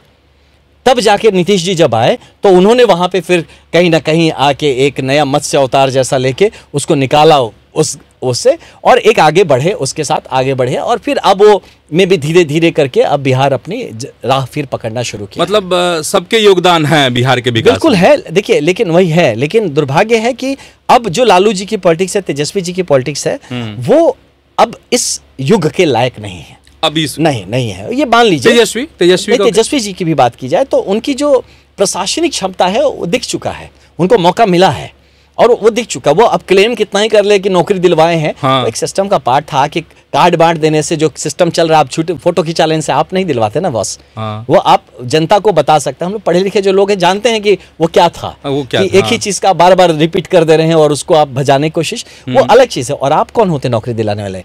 कोई एक पौधा पेड़ बन गया तो हमने आपको आम खिलाया, बॉस उसको बोलो जिसने बीज लगाया था। आम तोड़ के दे दिए तो आपका क्रेडिट हो गया। जो बीज लगाया, पेड़ बढ़ाया, पेड़ को सींचा, उसको नहीं, आप आम तोड़ के दे दिया। मौका मिल गया, आप उस टाइम में थे, डिप्टी सीएम आप आके दे गए।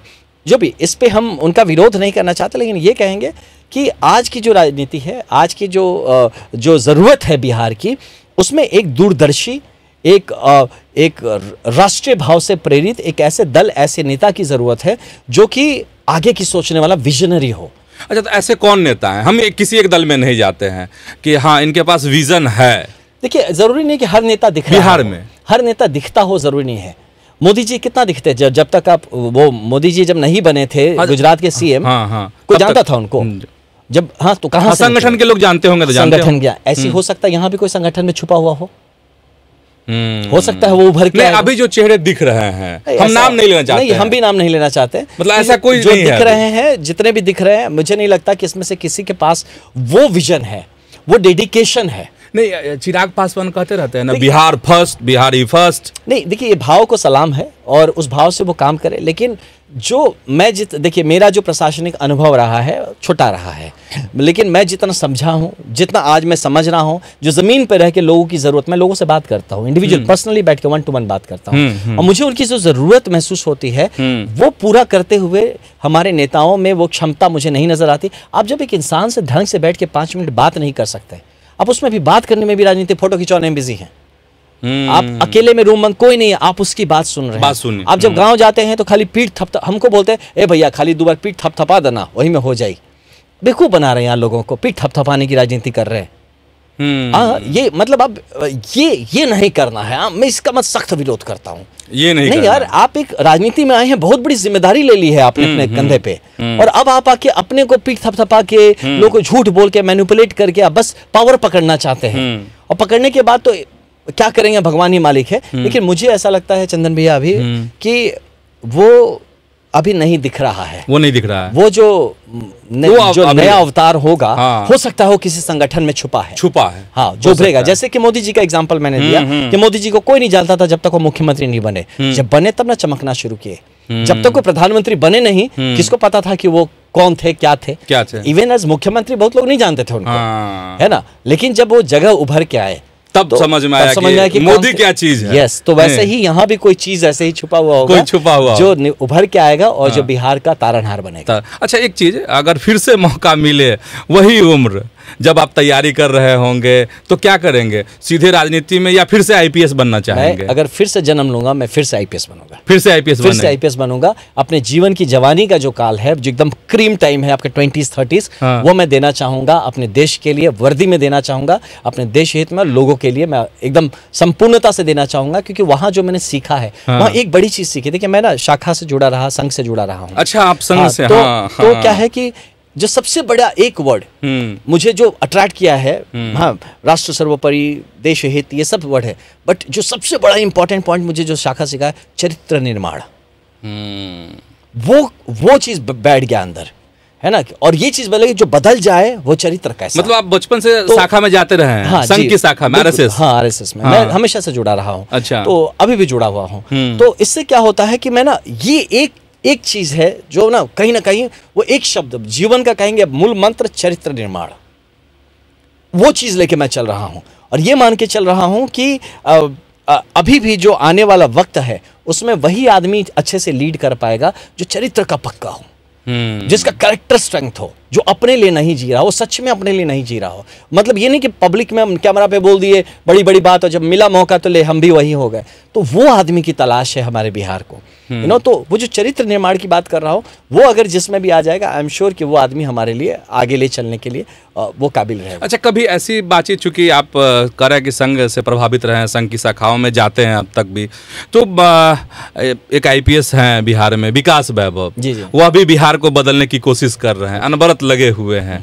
तो कभी उनसे बातचीत हुई? कभी ऐसा नहीं हुआ कि आप भी आईपीएस, मैं भी पूर्व आईपीएस, एक साथ आकर मिलते हैं, बिहार के लिए कुछ करते हैं? विकास सर से मैं पहले से टच में हूँ, मतलब सर्विस के टाइम से टच में हूँ। विकास सर बहुत ही बुद्धिजीवी हैं। विकास सर का मैंने देखा है कि बहुत बड़ा सोचते हैं, उनकी भी एक विजनरी आदमी है, और चीज़ों को समेट के एक जगह ला के संगठित तौर पे पेश करने की अद्भुत काबिलियत है सर में। तो इसीलिए मैं तो खुद उनका बहुत बड़ा प्रशंसक हूँ। और वैसे लोग समाज के में वर्दी में रह के भी समाज के लिए इतना सोच रहे हैं, इतना वक्त दे रहे हैं, इसकी प्रशंसा होनी चाहिए। इस बात के लिए उनको साधुवाद होना चाहिए।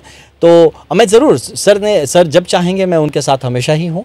और मुझे लगता है कि उनको वो खुद में ही इतने बड़े हैं कि हम जैसों कि उनकी ऐसी ज़रूरत नहीं है, बट हाँ, नहीं ज़रूरत नहीं है, बट फिर भी अगर कभी ज़रूरत हुआ तो हम लोग हमेशा सर के साथ में रहेंगे, हमेशा है।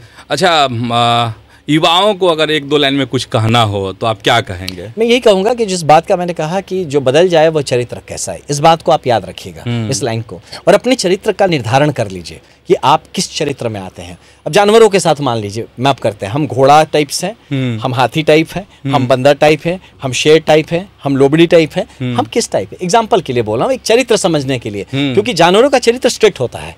एक घोड़ा आजीवन घोड़ा रहता है, एक हाथी आजीवन हाथी रहता है, एक शेर आजीवन हाथी रहता है, लेकिन एक इंसान आजीवन इंसान नहीं रहता है।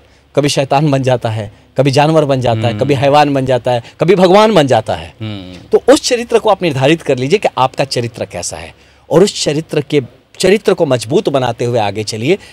आपका जो अस्तित्व है वो आपके कर्मों से निकल के आना चाहिए, है ना, और आपके जो कर्म है और आपकी जो बात है उसमें एक समानता हमेशा बनी रहे।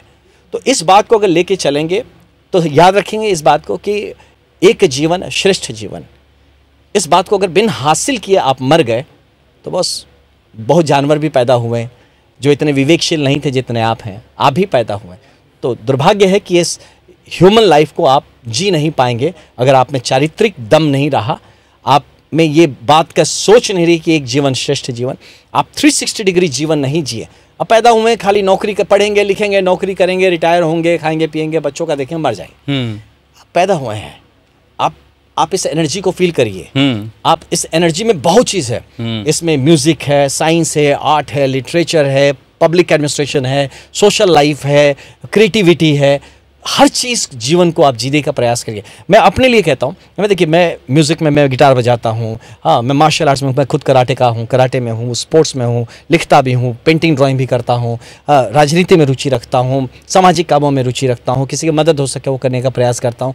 ये नहीं कि मैं बहुत बड़ा काबिल आदमी हूँ, मैं इस सब में परिपक्व नहीं हूँ, मैं जी रहा हूँ, जिंदगी जी रहा है। यस, जीना जरूरी है। जस्ट आप जिंदा हैं तो हर वो काम करने का प्रयास करिए जो आप कर सकते हैं, बट वो तर्क संगत होना चाहिए, वो नीति संगत होना चाहिए, और मुझे लगता है कि वो सकारात्मक होना चाहिए। इन बातों को लेकर अगर आप जी रहे हैं, बिलीव मी, जब मरते वक्त जब आप आंखें बंद होना, तो मैं यही चाहता हूँ कि वो एक संतुष्टि होनी चाहिए मन में, इन यार एक जीवन था, भरपूर था, एक फुल लाइफ था, हमने खूब जिया, और मेरे जीवन से किसी पे नकारात्मक प्रभाव नहीं डाला। बस ये चीज़ लेके चले। और मेरे जो क्रिटिक्स भी हैं या जो भी, तो उनसे वही रिक्वेस्ट करूँगा कि सकारात्मक बने रहे। और कुछ लोग जो जनसुराज के स्पेशली भाई लोग हैं जो जुड़े हुए हैं, आपको मैं आज एक चीज़ आपके मन से बताता हूँ कि मैं अब जनसुराज में नहीं हूँ। बिल्कुल, हाँ, इस बात को आप ध्यान में रखिए, मैं जनसुराज में नहीं हूँ। हाँ। मैं कहीं नहीं, मैं अपने लोगों के बीच में हूँ, और मैं एक ट्रस्ट के माध्यम से अभी एक सामाजिक काम में लगा हुआ हूँ, कर रहा हूँ।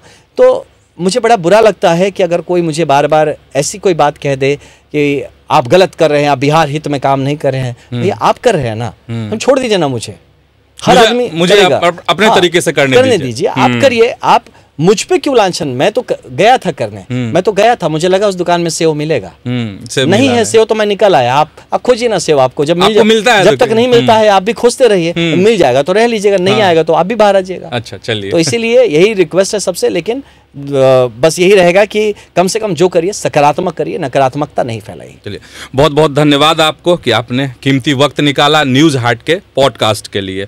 तो ये थे हमारे साथ पूर्व IPS आनंद मिश्रा, और हमने बातचीत में यह समझने की कोशिश की है कि सिस्टम क्या होता है, वर्दी का रौब क्या होता है, और राजनीति अभी कैसे चल रही है।